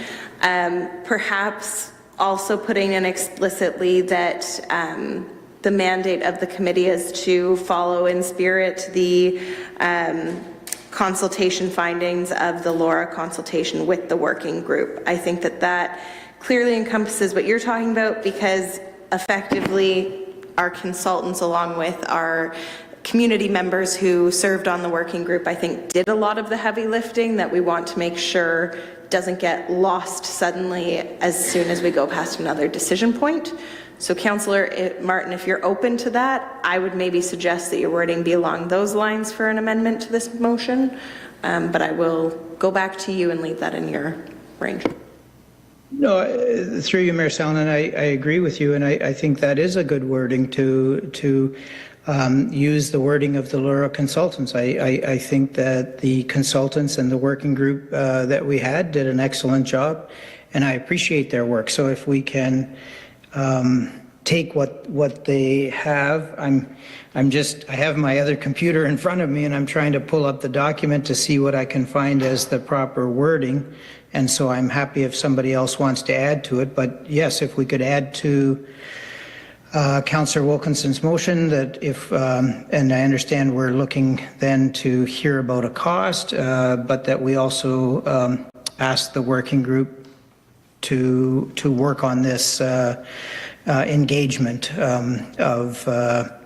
and personally, I wanted to name Crow Shield Lodge as a local Indigenous community, but recognizing that we have Indigenous members from other First Nations within Wilmot Township as well. So I think that is fair, and I see our clerk furiously writing along. I don't have the exact wording word for word, but to summarize, essentially, I think we'd be looking at that we task the committee to look at the implementation of a garden, including consulting with and considering partnerships with Crow Shield Lodge and other relevant community organizations, and that the Spirit of the Laura consultation findings is a guiding work for this group to continue forward. Does that sound like something you would want to move as an amendment, Councillor Martin? Yes, yeah, no, that sounds good. And if Clerk Boss has some wording that seems appropriate, I would be happy to hear about it. She doesn't have that yet. Okay. I think she is trying to summarize in spirit as quickly as we are talking. But I guess I would look for a seconder, as we all know, in essence, what we're talking about. That would be seconded by Councillor Cressman. So this is now an amendment to the motion before everyone. Any questions or comments? Not seeing any. Councillor Boss, did you want to take a crack at wording, or did you want to leave it understanding? I'm sorry, Clerk Boss. Thank you, Mayor Salonen. To reiterate, hopefully in few words, what we are looking for here is we are adding on to the amendment, and you would like the volunteer committee to engage with community groups such as Crow Shield Lodge, the Horticultural Society, and other relevant community groups to establish a community garden in conjunction with this project, and then from Councillor Cressman's, at a location to be determined by the committee, and that the volunteer group continues with the mandate and spirit and the work completed by the Lure Consulting Group, including collaborating with community organizations on truth and reconciliation. Well done, Clerk Boss. Yeah. Well, it sounds good to me. Thank you. Okay, so I would call the vote then, not seeing any comments or questions. All those in favor? And that carries unanimously. So now we are back to the motion as amended, now twice over. Are there any other discussion, comments, questions, or proposed amendments? Councillor Sadhu. No amendments, just comments. This has not been an easy decision for anyone on this council or in our community. The question of the Prime Minister's statues has been one of the most polarizing issues in recent memory for Wilmot. I want to begin by acknowledging the real pain felt by many people in connection to the parts of Canada's past. The truth is, every Prime Minister has made decisions that have had significant and sometimes harmful impacts on different communities in this country. Sir John A. Macdonald, although he played a central role in Confederation, he also oversaw the creation of the residential school system. As my fellow councillor Dunstall had mentioned, William Lyon Mackenzie King supported discriminatory immigration policies that kept out the Jewish refugees fleeing the Holocaust. Under Prime Minister Robert Borden, we saw the Kamagata Maru incident where hundreds of South Asian passengers were turned away from Canada's shores based solely on race and nationality, many of whom faced violence and death upon return to India. These are difficult truths, but they are truths we must learn from. As someone who is a visible minority and a first-generation Canadian, I carry a deep appreciation for what this country has offered my family. My parents left their homeland and came to Canada in search of an opportunity and a better life. They believed then, and I still believe now, that this country is worth investing in, worth improving, and worth engaging with honesty. At the same time, I recognize that Canada's history has not been fair to everyone. Many of the decisions made by our past leaders have caused pain, especially to the Indigenous peoples. That truth cannot and should not be ignored. Like I said earlier, this is not an easy decision. Each one of us councillors have had to balance our personal opinions and beliefs with the will of the constituents that we serve, as we are their voice. Whichever way the vote goes tonight, I'm hopeful that we can come together as a community with open dialogue and mutual respect. Thank you, Councillor. Any other questions, comments, or amendments to the motion? Okay, I'm not seeing any. I do myself have one, and it's for a point of clarity on the motion. The motion refers to the creation of a committee. I want it to be very clear that that is not a committee of council, because that has a whole organizational structure affiliated with it. I'm more so hoping and envision in reading this that it would more so be arm's length, and I know that the language that you have throughout it is that it would self-govern. I just want that to be super clearly articulated. I'm okay if it's not in the motion, more so for staff to clearly understand that that's the intent. Thinking kind of like in the past, there used to be the Friends of Castle Kilbride, which was a separate entity that did support work at the castle, but we're not a formal committee of council is what I want to ensure that we're not forming. I don't know if anybody wants to actually change wording or if staff would have a better sense of wording on that, but Councillor Martin. Through you, Mayor Salonen, I'm just, I've pulled up Councillor Wilkinson's motion here, and I read, to me it seems pretty clear. It says the committee shall report to council quarterly, shall operate independently without access to municipal funds for programming, operations, or educational development. The committee's detailed terms of reference and governance structure will be established following its formation in consultation with township staff and subject to council review. So to me it seems to be an independent body separate from council. Yes, I agree. I just wanted it on the verbal record so that staff's interpretation is what this council thinks that we're passing as well. So long as nobody has a different interpretation that it is a committee of council, which I don't think any of us are thinking in this wording, then I'm satisfied that the conversation was had.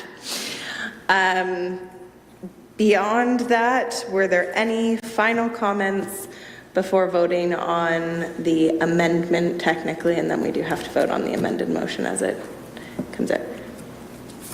No, the amendment being what Councillor Wilkinson has introduced. Okay, not seeing any final comments, I will call the vote. All those in favor? And that carries unanimously. So now we will vote on the motion as amended, which just adds in that we've received the staff report for information. All those in favor? And that carries unanimously. Thank you again to everybody who came out for that this evening. I recognize it's late into the night, so if you do happen to make your way out quietly, that is okay, but we still have a great agenda ahead of us. If you do want to stay, you're more than welcome to. I just ask that if you do leave, if you could just do so quietly and just not to hang out in the gallery area because that does echo into the chamber here. But thank you very much. Moving on to report 11.2, and this is the 2024 year-end operating capital report. The recommendation is rather lengthy, so I'm going to leave that just for council to have read, but I'd be looking for a mover and a seconder, please. Moved by Councillor Dunstall, seconded by Councillor Sadhu, and I will invite our Director of Corporate Services and CFO, Greg Clark, to introduce the report. Thank you, Madam Mayor. So this is the year-end report based on our budgeted structure, not the financial statements. Those will be coming hopefully within about 6 weeks, beginning of September. So this is based on year-to-date or year-end actuals versus budget, and as it lays out, like the Mayor said, there's a number of transfers to reserves and one from reserve funds. The summation is that the township ran a surplus of about $103,000 last year across the various funding areas. The only one to run a deficit was wastewater as a minor variance, and that'll be funded from the wastewater capital reserve. The other surpluses will be transferred to the respective capital reserves or operating reserves in the case of the Ontario Building Code or Building Department. Specifically, in the report, it lay out a couple of areas that caused this or led to a surplus, and one of them is primarily compensation, in that we had some vacancies throughout the year that allowed our budget to be in a surplus position with regard to compensation. We also did see some additional positive impact from debt costs being lower than expected. We did have some higher expenses with regards to maintenance and operations, which I think has been discussed previously, that's going to continue to happen as our assets age. Overall, the operating budget is very, very tight, and this is part of what led through the conversation through 2025's budget, and we've approved a number of adjustments that'll see bear fruit in this year's operating budget that should alleviate some of the pressure that we felt this year. In terms of capital, there was a significant slowdown in capital, but that's primarily due to the fact that the Neville Street project was completed in 2023 and no significant projects started in 2024. We also didn't have any significant vehicle purchases like fire trucks in 2024, so those are a couple of categories where the spending came down. 10.5 million in spending is in line with our historical normal in capital, so it's not a significant reduction from other years. However, as noted, we do need to continue to spend capital. We have a large amount approved that we're continuing to move forward, and hopefully significant work will move forward on those. And I'll speak a little bit about that in the next report coming up. But this report basically states that at the end of the year, we did come in a surplus, which is good news, and that our capital is moving in the right direction. So any questions? Thank you. Are there any questions, councillors? Councillor Wilkinson? Thank you, through the chair. There was a couple things that stood out to me, and we saw an increase in revenue from licenses and permits, as well as some user fees and service charges. Do you anticipate, and I suppose this could be to Director Catania or Clark, but do we anticipate that this could continue to grow, or was there a particular driving force behind these increases? I'll start, and then if Director Catania wants to add to this. So through the 2025 budget, Council did include additional revenue to be acknowledged through the budget. So as part of Parks and Recreation's budget, we have increased the revenue targets because we do feel that those fees are sustainable and long-term. So yes, we have included those in 2025. I'll let Director Catania speak to the likelihood of that continuing. Through you, Mayor Sallin and Councillor Wilkinson, yeah, that is correct from CFO Clark. We see an increase in users in our facilities, not just through permitting, but obviously through programming, through aquatics, some of our rentals that are at our bigger facilities like the WRC, and also with some rate increases as well with ice time. So we do maximize the space that we have specifically at the WRC. That's one of our big revenue generators. Thank you. Any other questions, councillors? Okay, seeing none, I will call the vote. All those in favor? And that carries unanimously. On to report 11.3, and the recommendation is that report COR-2025-36, 2025 Q1 operating and capital variance report be received for information. May I have a mover and a seconder to get this on the floor? Moved by Councillor Dunstall, seconded by Councillor Cressman, and I will again call on our Director of Corporate Services and CFO, Greg Clark. Thank you, Madam Mayor. So this reflects spending up to the end of Q1, so March 31st. Right now, as the report lays out, we're projecting a surplus. It's a very wide range, 50 to 250,000, which I can appreciate Council looking at that and struggling to understand how it's such a variable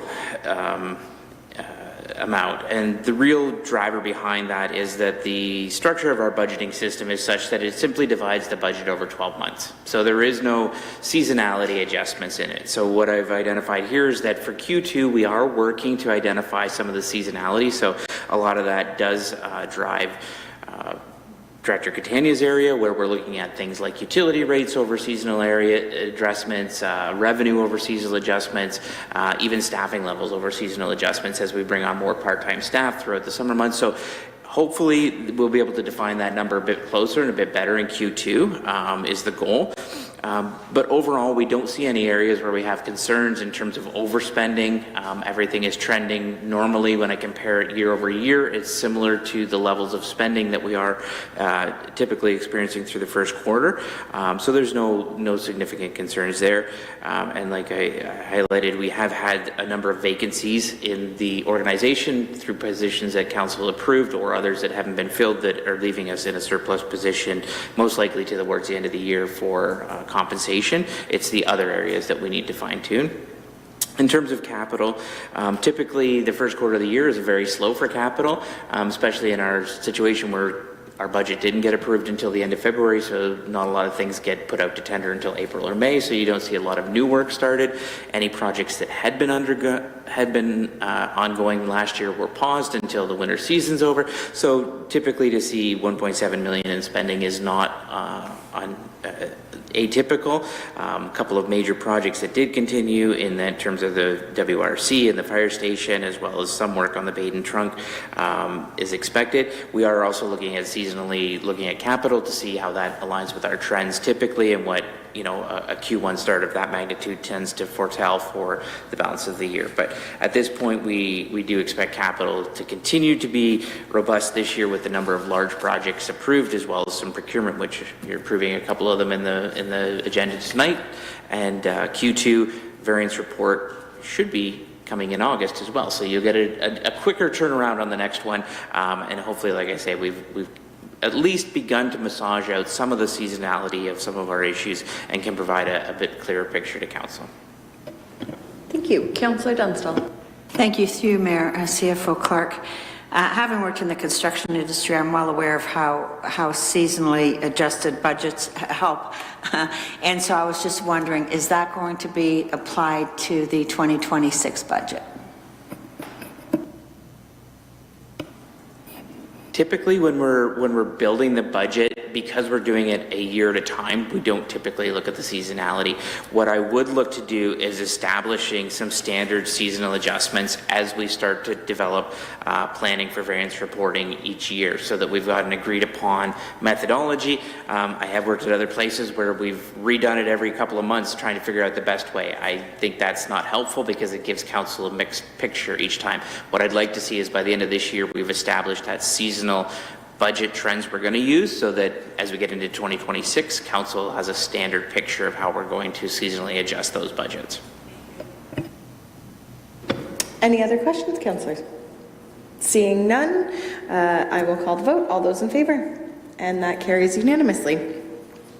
On to report 11.4, and this is our WRC Aquatic Center dehumidification replacement. And the recommendation is that this would be received for information and that council approve $300,000 of capital funding for initial works for the WRC Aquatic Center dehumidification replacement project to be funded from the Infrastructure Renewal Reserve Fund. To get this on the floor, may I have a mover? Moved by Councillor Dunstall, seconded by Councillor Sadhu, and I will invite our Director of Community Services, Chris Catania, to introduce this report. Thank you, Mayor Solomon.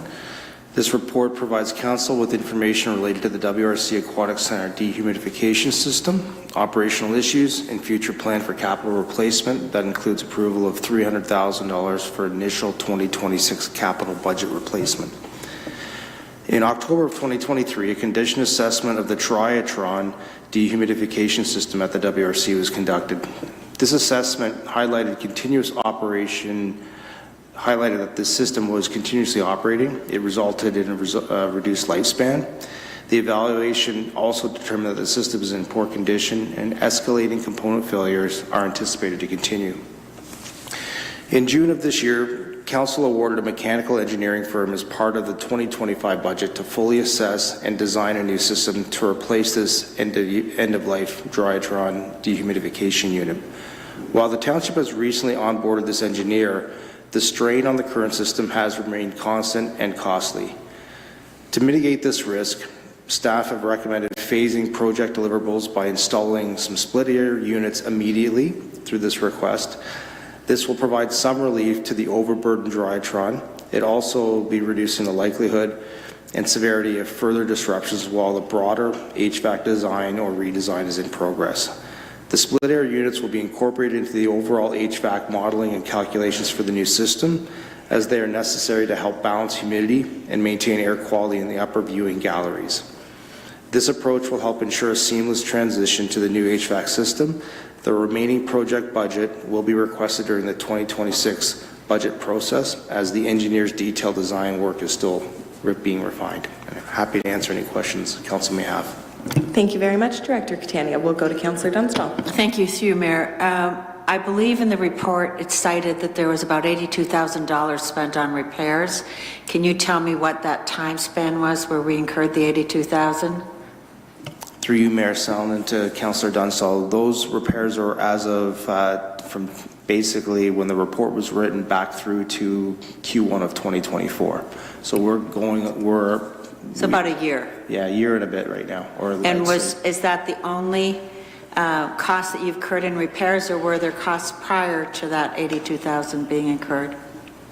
There are costs prior to 2024, so there are some costs that I can provide the repair council. Costs? Yeah. Okay, thank you. For 2022 and 2023. Thank you. Councillor Wilkinson. Through the chair, I'm curious, are there any opportunities for provincial or federal funding, say from grants, to potentially help offset some of these costs?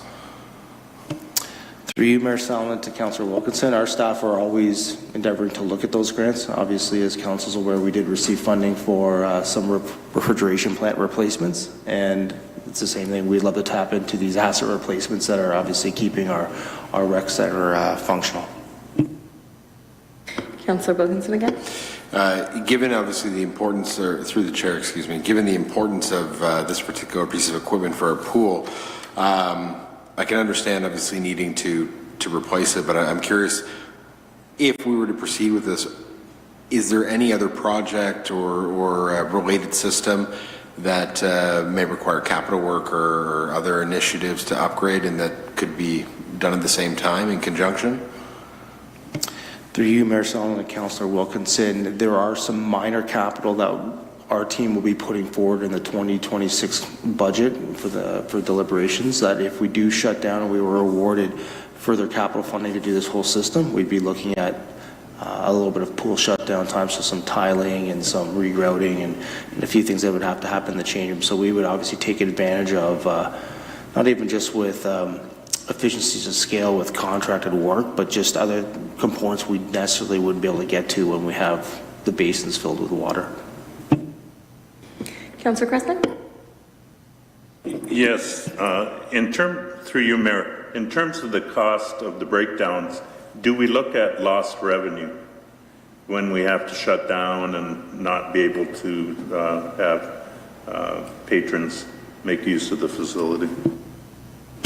Through you, Mayor Salmon, to Councillor Cressman, in the short term, when we are shut down, sometimes when we're looking at some replacement parts or some fixes with our with a mechanical contractor, we limit those service disruptions. So if we're, for instance, looking at lessons in the evening, we try to look at this work being conducted during the day when we have some drop-in programs and the revenue might not be as steady as you would see for impacting the real heavy programming in the evening.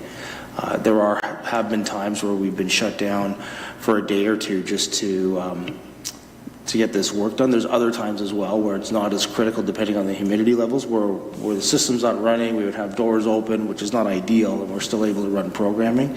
So in the short term, it's really negligible. In the long term, when we come back as a staff team to council to detail out a project plan when this work potentially could be done in 2026, we'll have estimated numbers when it comes to any type of revenue that would be lost, but as well any type of savings you would see on expenditures with potential part-time staffing if we're looking at units being replaced. Any other questions, councillors? Seeing none, I will call the vote. All those in favor? And that carries unanimously. And on to our final report for the evening, to which I need to give a huge thank you to Andrew Martin, our manager in planning, for continuing to stay through this whole meeting to present this. The recommendation is before council, so I will turn it over to Manager Martin to introduce. Thank you, Mayor Solomon. I wish I could say this is going to be the most exciting report of the night, but it's not. Pretty basic, straightforward report. Deals with the condominium ownership for the Imperial Hotel in New Hamburg. Originally, this was approved, recommended for approval from Township Council in 2016. At that time, the region was the approval authority. It was draft approved, but they didn't proceed to registration. They now want to do that. The only thing that's changed with the plan is they actually acquired land from BW Feed for 8 parking spaces that weren't part of the original condominium. So they've merged that with the rest of the property and have added that to the condominium. So largely that was the trigger for the application. The report goes through a number of things that have been satisfied since the original approval because the development was completed. But in essence, the reason the application is coming forward is to recommend or to deal with that reconfiguration and some minor changes to exclusive use areas within the condominium. But the conditions of original approval are the same. Just those that have been satisfied have been removed for consistency. And the biggest change at this point would be the township being the approval authority, and this would be the first registration that the township would deal with as approval. Thank you. Any questions? Okay, seeing none, I will note that Councillor Dunstall has a conflict on this, so will not be voting. I don't think I got it moved and seconded because the clerks are making eyes at each other. So moved by Councillor Wilkinson, seconded by Councillor Cressman.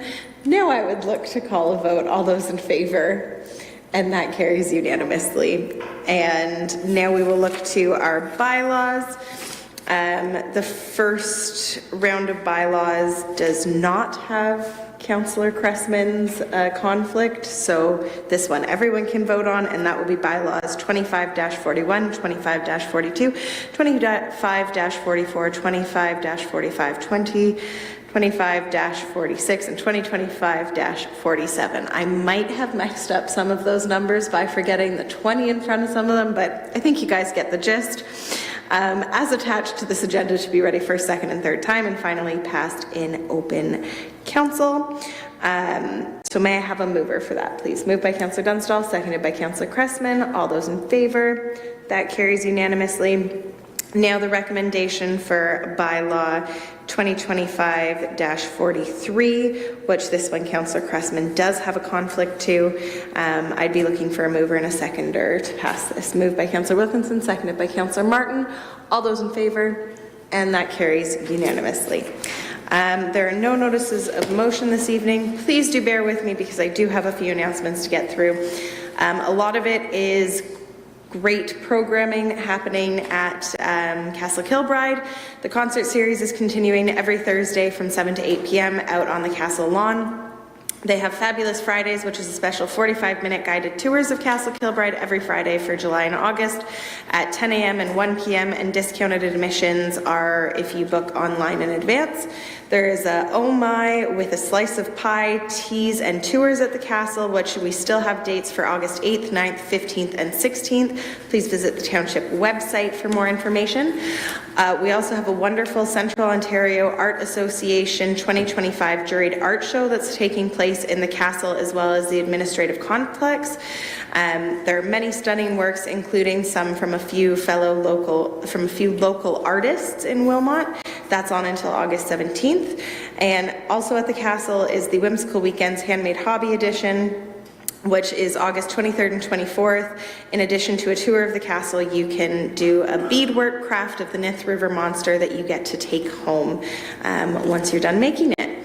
I also want to say a huge congratulations to Bechtold's 21st Childhood Cancer Barbecue, which happened earlier this month in Petersburg, where I had the opportunity to see many community members supporting and enjoying burgers in the sweltering heat, and really proud to say that our community helped them raise more than $31,000 this year.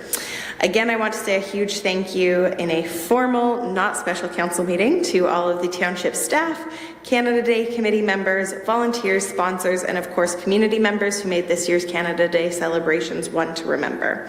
At the recreation complex, I do also want to give a reminder that the township has started a second Swim to Learn class starting in August, and registration is currently open for that, as well as the first Learn to Swim class. And August 5th, no, sorry, I'm rereading over my items. That was already mentioned earlier today, so we are good to wrap up, other than just saying that later in August, myself, along with acting CAO Okrafka, as well as Councillor Martin and Councillor Cressman, will be attending the AMO annual conference in Ottawa. And we have, I believe, over 4 minister delegations that we will be speaking about priorities for the Township of Wilmot, and hopefully to Councillor Cressman's comment at the very start of this meeting, looping back to the bottom line of the township, I think a lot will be asking for funding. Those are all of my announcements. Are there any other announcements for anyone? Okay, seeing none. I'd look for a mover and a seconder for the confirmatory bylaw. Moved by Councillor Dunstall, seconded by Councillor Cressman. All those in favour? That carries unanimously. And adjournment, moved by Councillor Cressman, seconded by Councillor Dunstall. All those in favour? We are adjourned. Thank you very much and have a great evening.